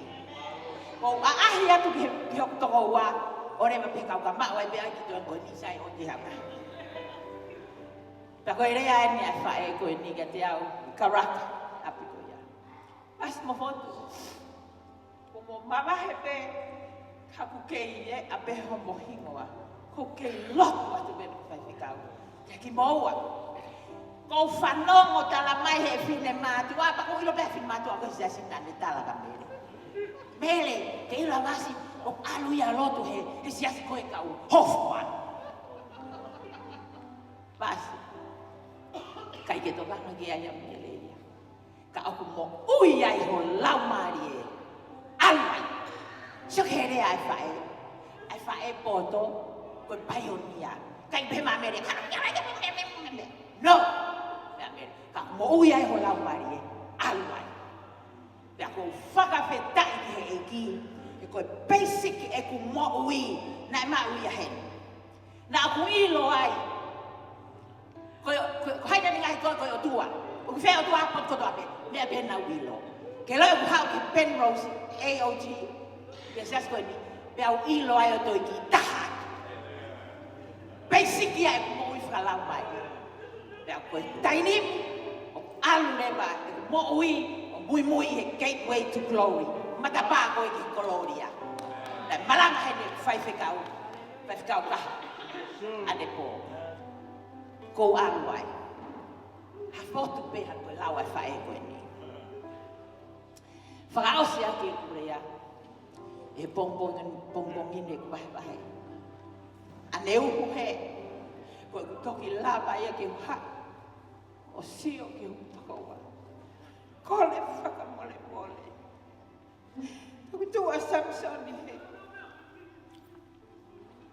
Esia, Samson le nati whamore. Ka inga, ngari whamata hua kurea. Ka ku fua a hoku loto. Ka ku lea ina e whai. Ke Palestine malolo. Samson le nati. O ku fua a hoku loto.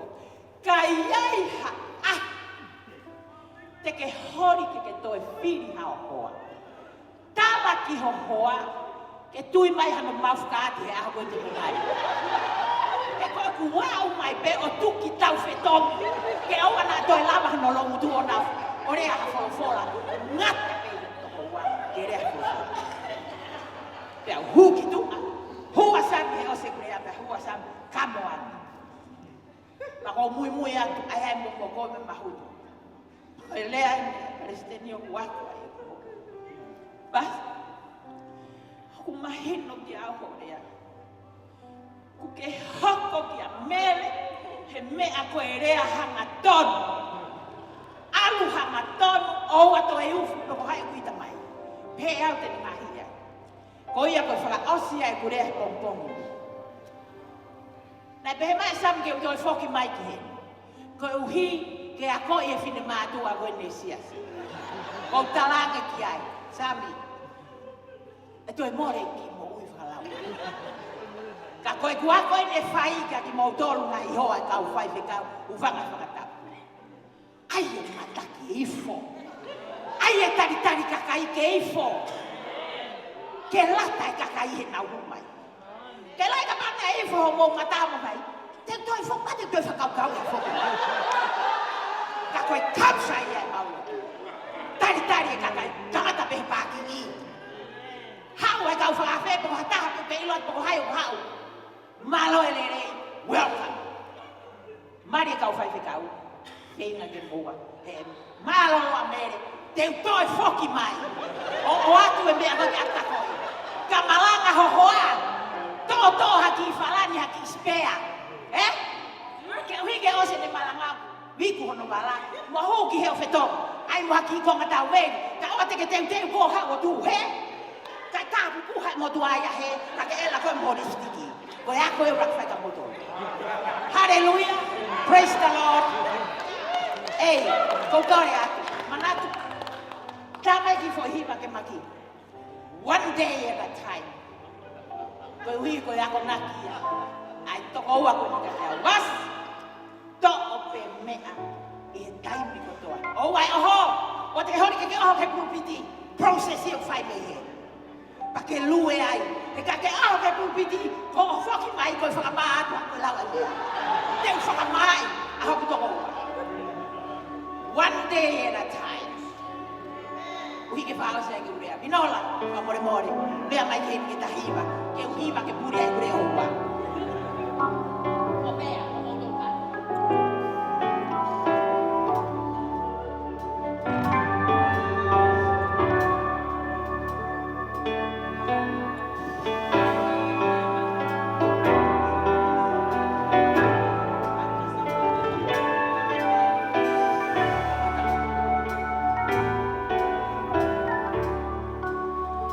Only you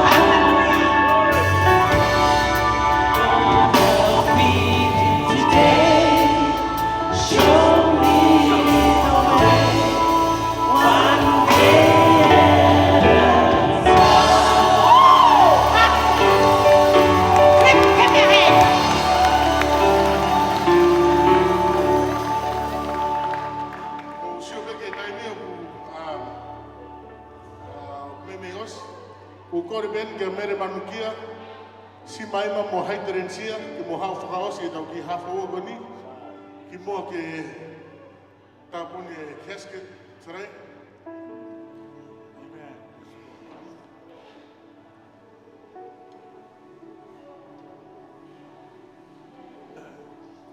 I'd just like to ask my three sisters, Mele Manukia, si maima and haiterensia, to come and finish off today before we hand it over to the service.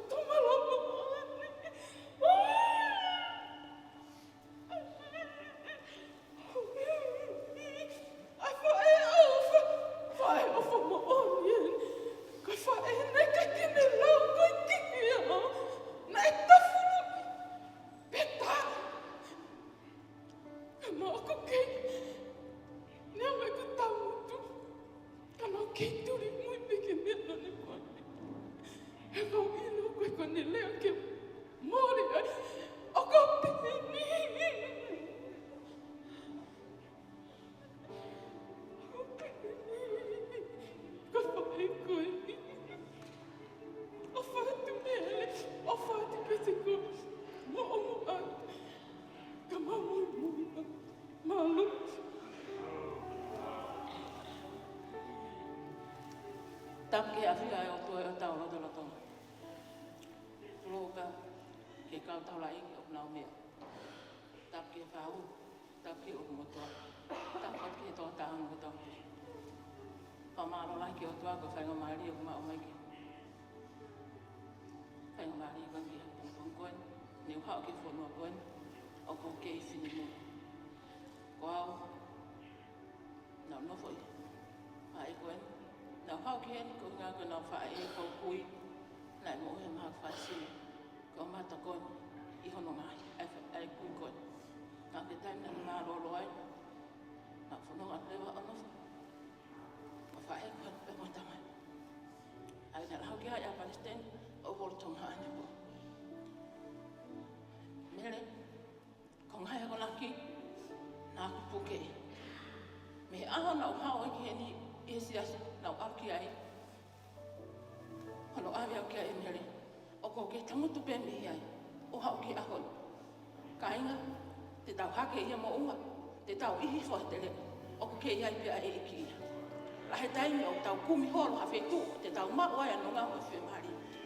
Ka koe no, koe whae koe. Koe ngahi tala tala i whare nani whai. O ko ke puke maa. Wa tu ai he aho. Ma uhoa, ma uho whanau. Mo lea te hoa, o ko ke tūpe, ke hiki, mo whai maalo ia, o ko tau tau he tangata, ko tau tau he o tua. Tau leo nofo mo whae koen, te kei ki, o ko pilo ko whiwhine reo moha. Te kei tō taha, kene ngāhi iau, ke tene tawhuru ia mea taha. Mele, o whalai kati koe, ngai ako nako tō pena ki whai wa ako. Te o kei tūpe, e sias na ki omi ki au, me kamata ngā oa ke ngā ngā o. O whalai atu kati koe, o e kona pene ko tō peo ki whai. Hoko ia, kumuni a ki o kuhoi. Hoko ata e pe, oa ke ngata o mui. O whalai atu, o e ngahi ako nako leo lei ko tō pe, tā hukina tō e ki o ia pe malo.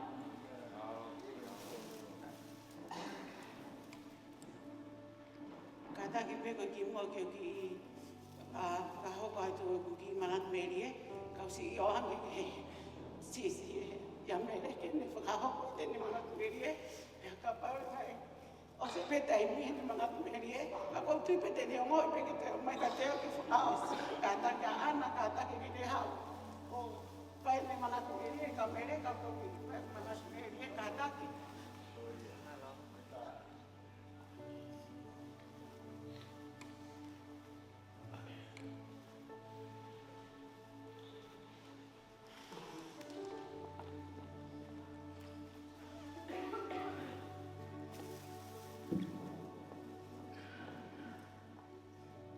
Whakatulou atu.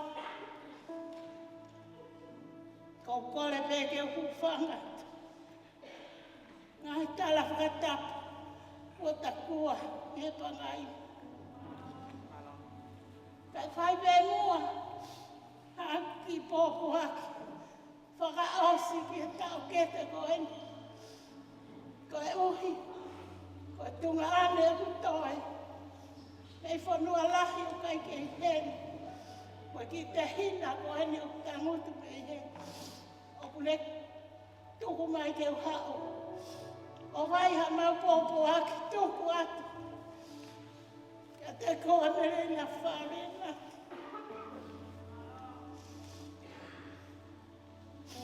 Kai te uilo pe te tō mai whe. Te urea. Ki e tau kete ko ene.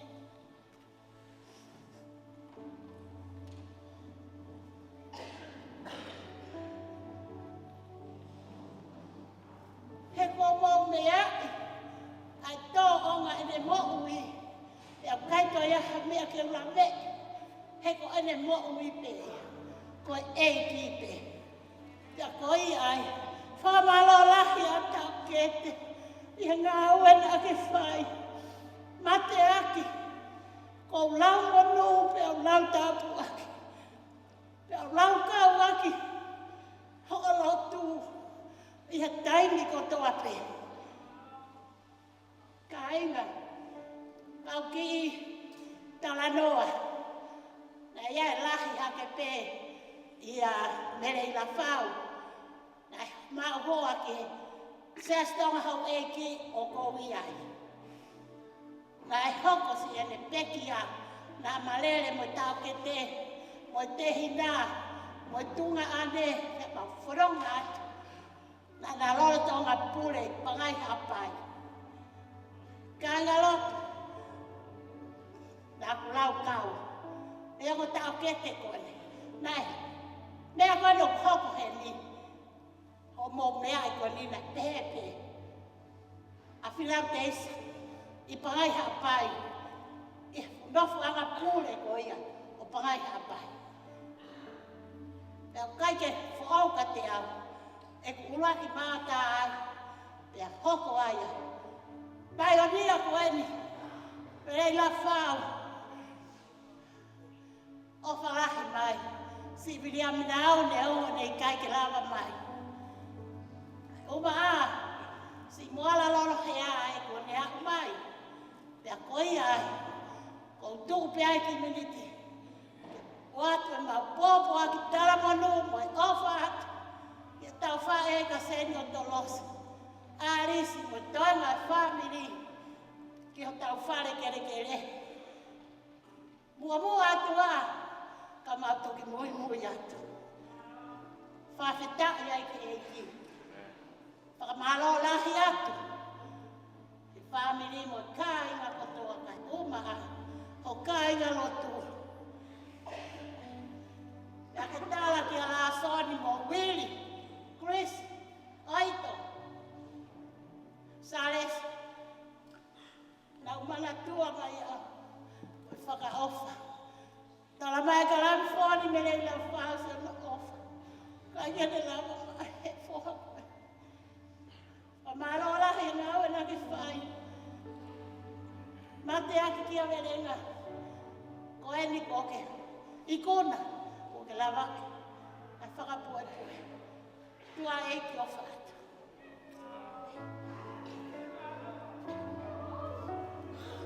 Kole ke whamangmalo tai pehe.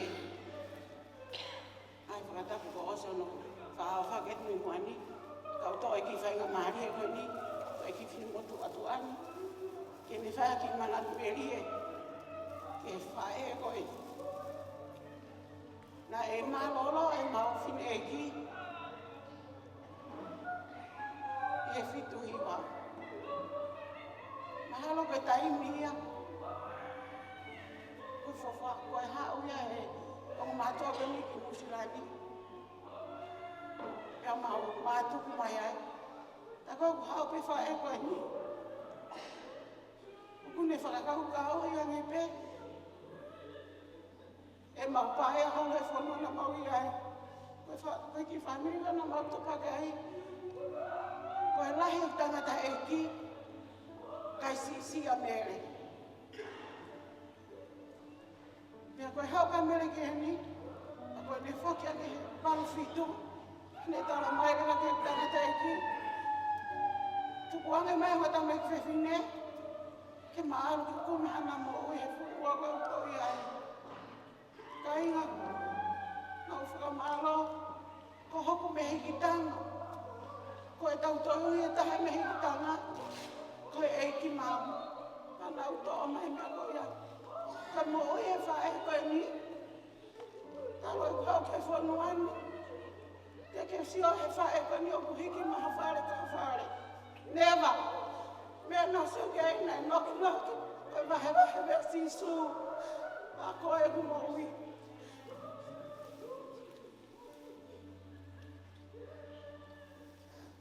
Koe māma ia kunita, mai ki whanau koe, pane o mai au, koe lahi au, ma wai ma whainga maarie, ma wai mea keke, tā puak whangamaterie, tā puak whanau maarie, ma oi mo ilo tolu.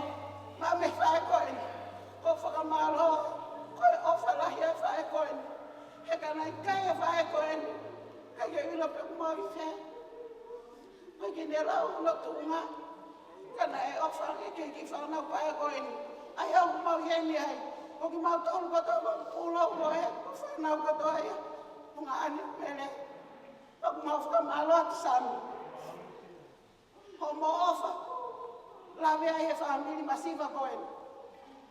Kama lola he tega mo was mo mere. Ko fae koe ni. Ne ngwe ne le o ha ka koe ni o faia. Pe o tui pese te ao. Ke ngai mea ko to pena ne le ka te ao. Mo ka pau pege mo la vea o kuingoa ko hai te le sia nao. Ka mo manatui o ko takai fala ke fonua lahi ko India. Ka pumo iloi, na e kai ke loto fine e koe ni ihe ni whainga tui whakalau maarie, na e kai ke ne loto ke more hataha me pule anga o tua, ka nana e hanga rewa e whae koe ni, o tala mai ke te au.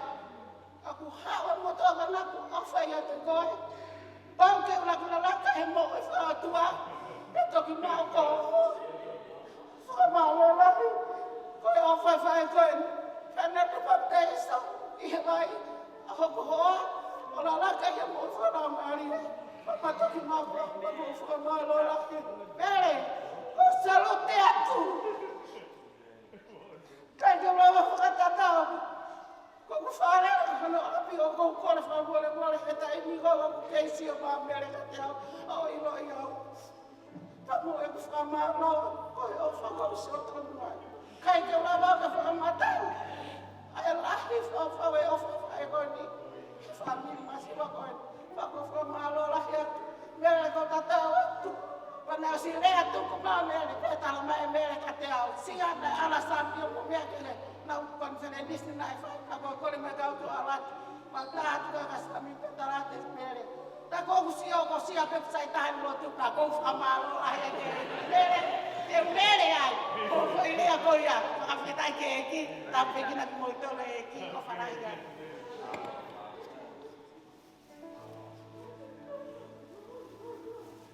Let's give it to my sister here on my dad's side, on that seat. Kole peki u whakahante whakatapu. Kai au mo ki miniti peta. Ano inga e keke alwe aho. Hei ai ha leo i pantua. E au koutu ke whafofonga hatu. Ai whamiri o whaiwhikau toke taha Samson Lenati. Hei koe whae whita koe ni. Nā ane whili ai paintu waha ke latai ke nofu ai. E whai e lalanga ne mo ui o tu whaki ai e kosperi. Ka ose a honi e ose mahinani me tauni hono whakalau ai ngahi le lei o honga ia ai loto o whamiri koe ni ko maulawenga honu wahi i mo ui ai whae whita koe ni he kai osi ka koe a honi o kou tōpe ki miniti pētaha o kou whaamu ke whamao pōpo aki ai mau pōpo aki ofa pēr moe whamalo atu whai whikau Mele Ilafau Lenati ai whamili ki a te koe moe whakamalo lai koe mea koe ko wako lai me whewhine koe ni honest koe ne mo uia whai to tonu i mea kotoa pē. I lea, i ngāwe, o kui keke toi awhi. He koe tāu pake nei angi he iki maana. Tā tāu ai pē ai siasi, mo tai siasi, o hae, ako nake iki kuangi he te ia, o kulea tā tāu pē a mele ke whahamili no kotoa pē. Pe koe e pongpongini, koe ki whalawhalan, whakatoa ake mau wha. Hai mau pōpo ake. Whamahawai ke te koe mele. Ke tau toki sio e pongipongi. O he haere hake. O kuto ia pe me he urak tohi a sio ne. Wahe tolu. Vesi taha walu. Si e ku whanau. Tau whe o whaake. O ikai i e lea pe, ka i he ngāwe mo mooni. Koe wholwhole oku, i hoku loto ke whakamau pōpo aki, ai mo ui ai whae whita koe ni. Wheo whaaki, o ikai i he ngāwe pe, ka koe mooni. Pōpo aki ofu atu ke te koe, ai mo i hoku ngā ia mau loto. Me he paintu wā. Me he tamai. Se misi, se po Lenati. Ka mā peti ola Lenati. Mo i toenga. O whangata akete. Whangato koua Samson Lenati. Ka manga e whangato whaafine o kotoa. Pea mo i whaamili Lenati kotoa. Mālo o tu waki o moni. Ke o ngongo lele ia i whamili Lenati, tua au whai ki atu. Ka taku rehe ki toi whai ha tau lea ka kokore ben ke oh you come so you kokore ben ke lautoa Melaya Tulua. You guys are going to say the last words about Mum, the wives of the sons. But before that, we have Pastor Sal to do a few words too. And Seal, Korbenga Seal, you will come to the front, please, and just be ready. Korbenga, you will come on my word to. I thought Korbenga, I thought I take him Manatu Melie. Ko tango to pay me. Kaki ai ke wea, ko sia tu ke lo ai ki o me mati ha pe a ki te hoa. Ko ke roto e tau fu ai ke ka fa le ke me fa ai ko ni. Ko ma fai mari. Ke ki la vi ai fo pe la ve pa mo na we. Mate aki. Na ne fuisia. Pa me pa tua ko ki no ako sa pula. Pea koe whae koe na talo me he hiwa tolo o ke talwou te kai ki makoa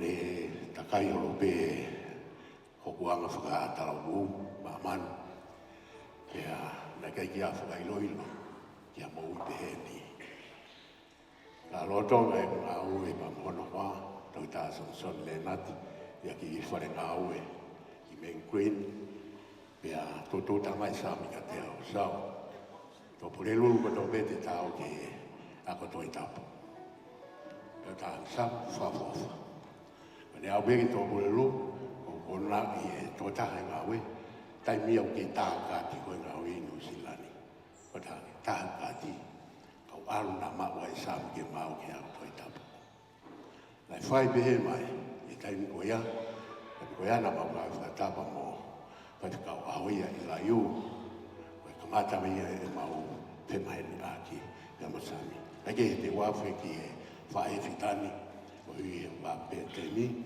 ko koe mea koe nā uwhatonga i whae koe ni koe whiwhine nai rea mālohi i kai ke ngata hene rea mālohi ka koe whiwhine nā ne baloki ha mea pia iro i whapapau koe mea nā ne rea aki mo baloki aki koe mea miono loto whawhetai ho ulang maari e kuhi nai kamata mau toto lere peki ngawe koe ni i whika wanoa lavinia question i Main Queen pia kamata hake ai ki tātānaki koe ni o ki siasi koe ni pia o ke hiwani mane whuatuku ai ngawe koe ni o e taimi koe nai kamata hake ai na iai pe whine eiki wai wai ko se eini mo whine moto e tāko arisema o tui koe kāinga pia pawhasio sio he taimi koe nai kei kia whamiri o sāmi i e kamata koe ni kana iai si whangahi whamiri ai koe i whine moto ko arisi koe ki kāinga ia koe nā nau kamata pia tō ki au mai ki mui ko tō lahi o pito e ai whamiri o sāmi e ngawe koe ni pia poto e ngawe e tahiwa hiwa ni ma pia koe mea koe nau mamata hi e koe a whiwhine koe ni koe whiwhine nai ofa i he tō tupu hake koe o ki siasi i he awe ki nau tolu ki ngai ngā ue ke mawe nau moui nā ni he kai vēni pe whauri o whaki ki nau tolu e whaki whama na o ngā ue ai nau tori pua hake ki ngā ue anga pe ki tō matarai a kau koe mo uia e whiwhine koe ni koe ne whauri o mo ne kamata whauri e siasi kana au ke taimi o hoko hake o whetongi e whae koe ni ko uhi ka nofita mai sa ione ke ngai o wawhala maari pea hauka te au se whewhewha koe ni koe faka'osi aki ai pehe whewhewha hau kia te au ake motoro ko tō pawhi ka mawhasia fua ke maroro ka te motoro ko mea koku lawe i ke whae koe ni na ane hau i he ene whina pe hau ku whakoko moni koe ni kahinga whamiri ko e whenga ke pureanga o tā, ko e whenga ia. He kei ai, a tahe tene mai mālolo, ka pau he kai ke whenga. O pau ke tau whenga, ka tau tumu ngāwe mālolo. Ia honi, ko ta tau mai whae whitani. Ko ne lawa e whapupui, ko ne lawa e, e mea ko toa i hene ngāwe, ko e whenga. Ko tui ko whae ko ni, nā ne whenga, tu hike ne māwe mālolo. A honi ko ne mālolo. Kai ke ngatai, ka koe mawhasia nā ne fua. E a pēme ne mo ui, sipinga ne rea, sipinga e ne waloki, ko ui e nā ne ilu.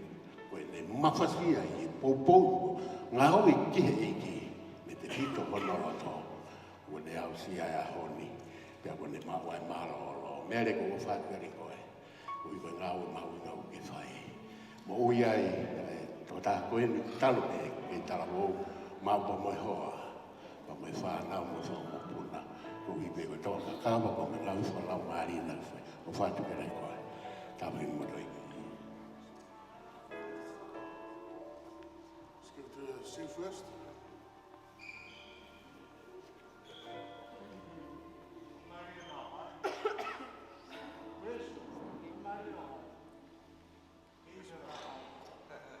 Praise the Lord. Kokingogo, Falaite Lenati. I'm Chris's wife.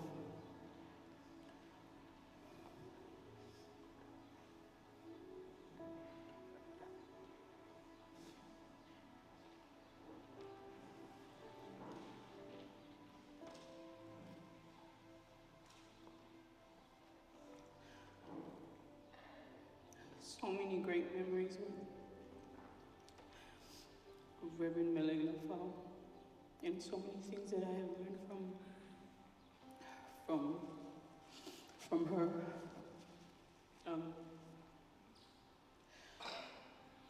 In 2006, when I came from Tonga,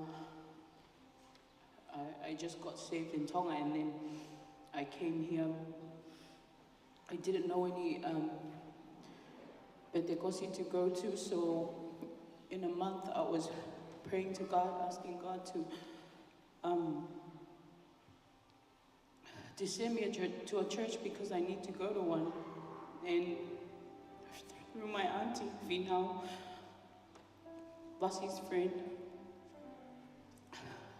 she's been looking for my mom until she found my mom when I was here. And while she was talking with my mom, she said that she goes to Pentecoste, and my mom said, oh, she was Pentecoste as well. And that's how I ended up in Pastor Mele and Sami's church. And I was telling my family that I still remember when Mele called me on that day, and I was the person that answered the phone, and she said, Fafeta Keiki, you were just the person I wanted to talk to. And that was the first time I heard her voice. And from then on, I've been in Pastor Mele and Sami's church. Then I met Chris, and then Sonny became my pastor. Many years I've been with Mele, and she wasn't like everyone say.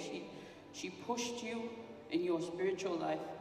She took me and some of the people to, we visit the prison and so many things like that. Being a daughter-in-law, she would never want my kids to just sit around and do nothing. When they sit around, she would call them, come here, let's learn a memory verse. And I've learned so much from Mele's life. She was a person that would never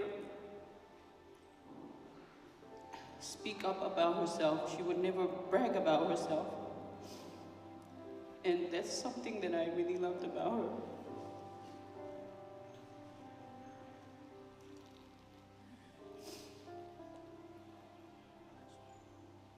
And I just want to say, thank you, Mele, for everything. Only she knows and only I know the kind of relationship that we had.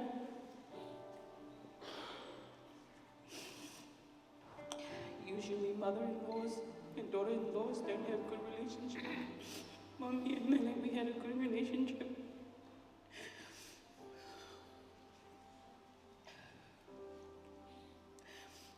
She was a very loving woman. She loved her grandchildren and her kids so much.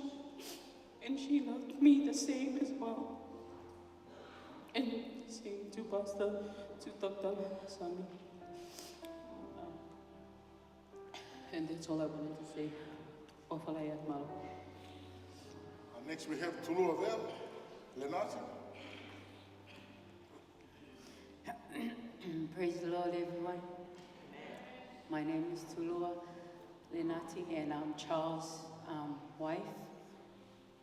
I think out of all the daughters-in-law, I was the most clingy one to Mele.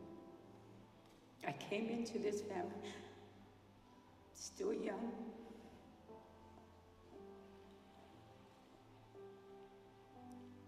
And Mele covered so much. Mele didn't just become my mother-in-law, she became my spiritual mother and a mother to me.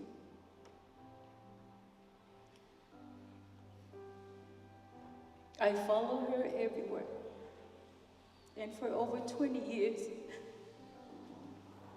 I was by her side.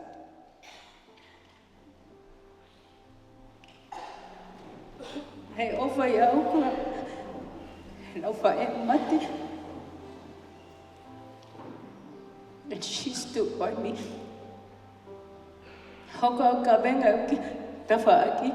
She gives me the best.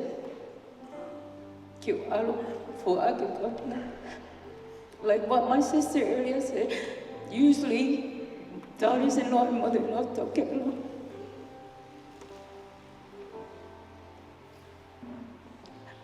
But I had a good relationship with my mother-in-law. I'm finding it really hard to think about that. I won't see her. I won't hear her in church. Knowing that today is the last day I'll see her. It breaks my heart. The way she loves my children. I will never forget it.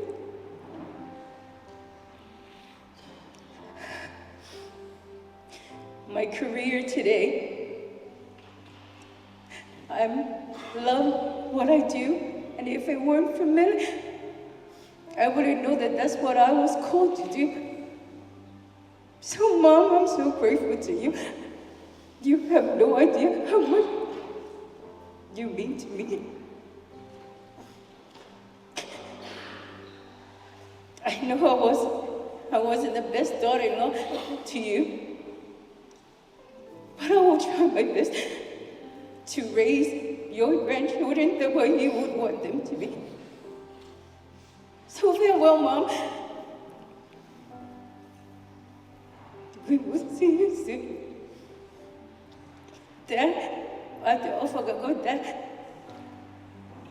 And to all my brothers-in-law, my sister-in-law, and Karen, Malu. Oh, we have our long talk.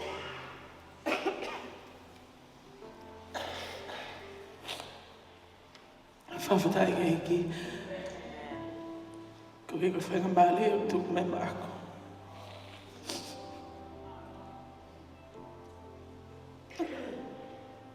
I don't know where to start. Because it may take all day, all night, all week. All the memories. Ka ko whaamabe ke whanonō. 3 words that came to mind. She was a giver. She gave everything the best she can, especially her prayer time. Second, she's a prayerful woman. Third, she was a loving mother. Ko ngai mera lai pe tōko wako me whae koni. Nane whake o no kotoa.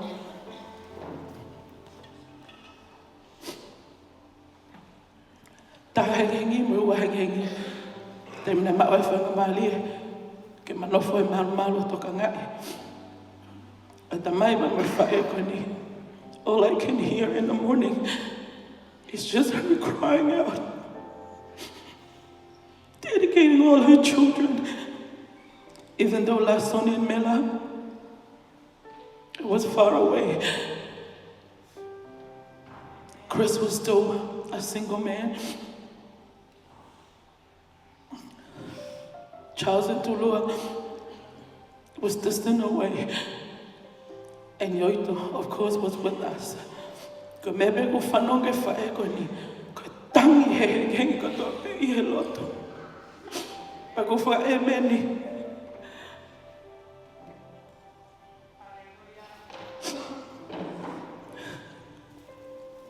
She fight a battle on her knee. Na ne tau, he ne tui, I he loto mo tolo tui, I Pongipongi. Watai me katoa pe.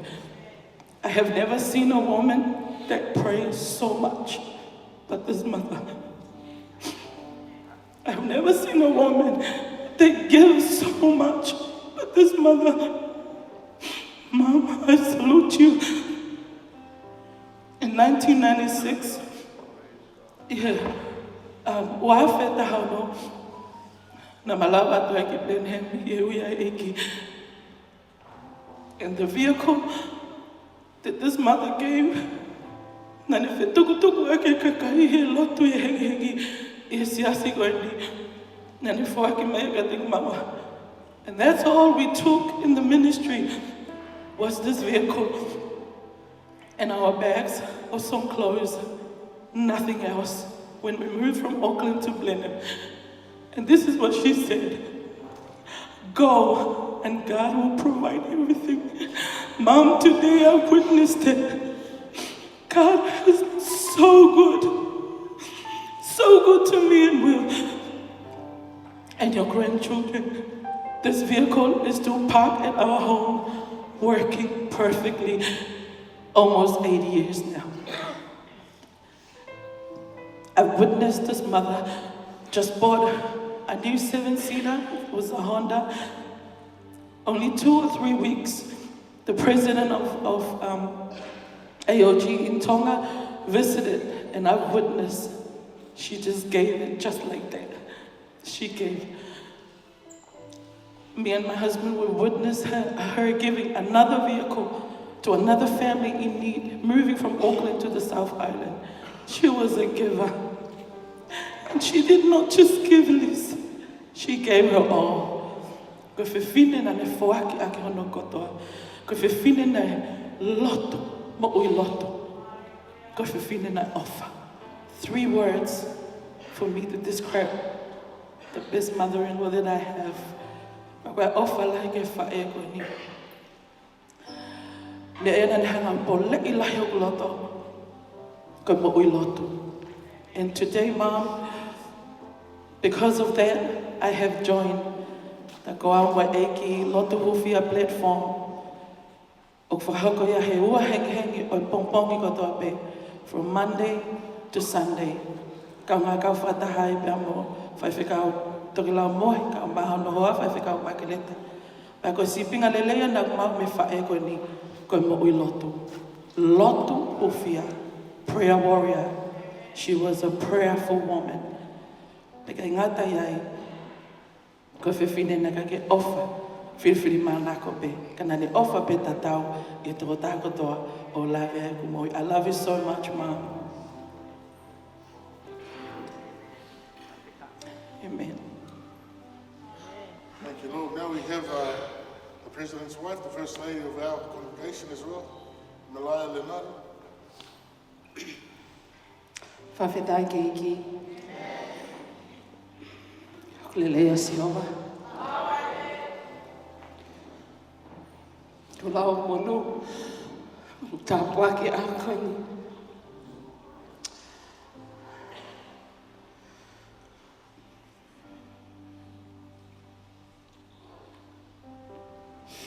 Ko ia o toa maalunga ia. Ki mātono. Na mau hao ke whamiri koe ni. Na mau whoma he awhi. Pene ngahi ki mātou ki toa mono.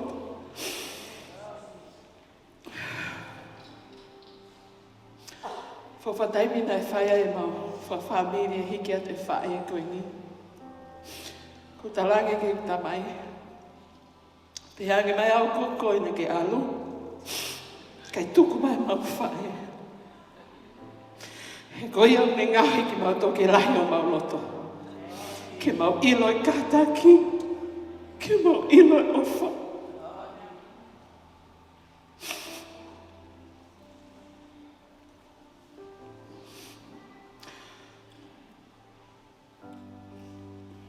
Ko ta family ta puaki. Uhanga o toa whakakoloa ke mau mo'oi. Ko whanau tamai ana e whai e Mele Ilafau. Pau mau pore ai a koe. Neo ngoi ngahi mea ana e whai mai e whou. Neo ngoi ngahi mea. E toa e loi mai. Ka koe ahoni o mune ngahi o mauloto ke toa. Ko inga pe koe whae koe ni. Ko kuingoa ko Mele Lenati. Mele he lan komi ka ngata Lenati. Ko kulele mai me whonu moe moa. o whamaoni he pai tu ua. Pea ko pore ai aho koe ni. Ko he ngā koe.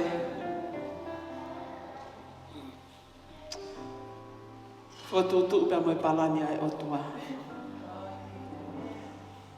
Nā e mea tahana aku whātoga ngā i he whae koe ni. Tālu e kumari ke whamiri koe ni. Ilo he toko taha ko toa pe ko mere. Ko whewhine o kulea mālohi. Ko whewhine o kuloto toa. Ka kou ilo a mere i api. Ko whewhine whakavai. Taimi ko toa pe o kuwhaia ha mea e whamiri pe koe. Alu hake ki o lunga pe koe alu hifo ki lalo. O ku hifo mau pea mere. Ko rea hono hoa taha pe. Mere whakalolongo. Pea koe mea na wah koe whewhine koe. Koe whewhine na ne whakaapa i hono hoa. Koe whewhine na whakavai.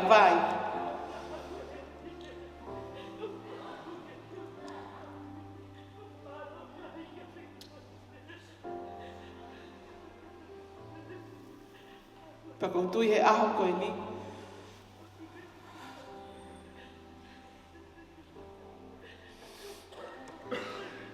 Koe mo uia mere na ane whetongi ki mauto. Ke mau hoko ka kau whewhine loto toa. Kau whewhine ofa. He aho koe ni. Mele Ilafau Lenati ko ofa tu ke te koe. He te whito hoku loto. Whakawhetai ke eiki. Koe whae. Na e whau mai ai ngai huse pāniti koe. Mau lawe ai.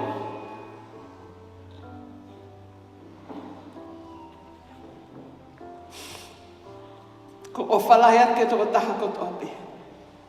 Ke whamiri eiki ho mau ngahi hoa.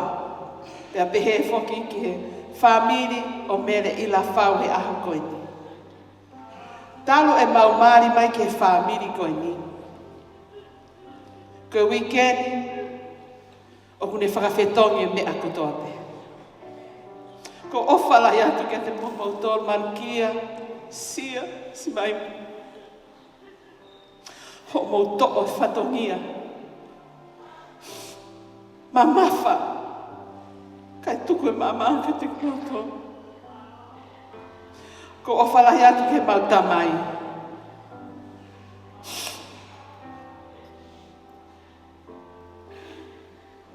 Ko toki ilo he ahoni, ta koe paini, ko ene ke ioripe, koe mo uia mere.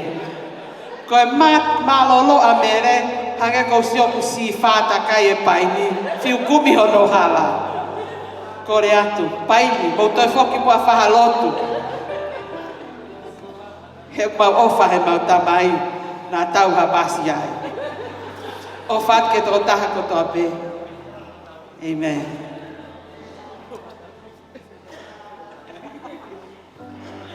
Praise Lord, kana ko si iki mo toi lava ko ngata nga pe apila.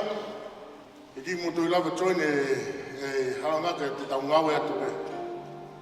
E whakatau asi kone mo I kone whae koni. Na lea kia ku tamai o pehegi ai. Ta whoki ake o kufoha, ta whoki ake o ku ke Lason, Whaifikau Lason, President koni Nusilani. Ko lea pene whae koni, kok siasi pe alai tiri. Pe te umate pe ai. Na whiwhenga ke toi hanga e tangata eki whakahekeke. Ka nā si loa pe tine eki, she knew where she was. She was in the right place. And the last person that's going to share a sweet memory of Mum is someone that knows her so much. Is someone that has been preaching to her, who always goes and visits her and prays for her. And that's Pastor William Lavimai. So I'd like to ask Pastor William Lavimai to please come forward and share a sweet memory about his faithful servant, Mele Ilafau Lenati. I'll be the last one on this line, and Bila, you have the time until this line finishes to share your words of Mum here today. I'd like to invite Vidyami Lavimai if he's here. the pastor of Light City Hilltop Church, to come and finish off our sweet memories.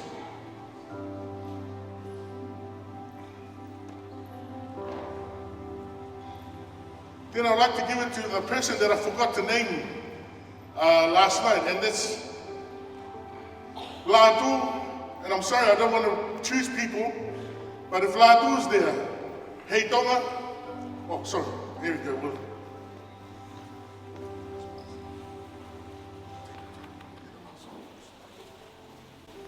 Whawhetai ki iki, ta whamalo ke o toa koi koe whakakoloa e aho ni. Ia ko whampeke toa fakamavae ke whamonu kolo koe hui koe.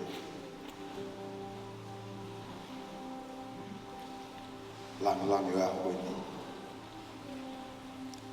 O whamalo fo koe hui koe kaunanga koe ni. Nane whiri ke whaasose ne mohui he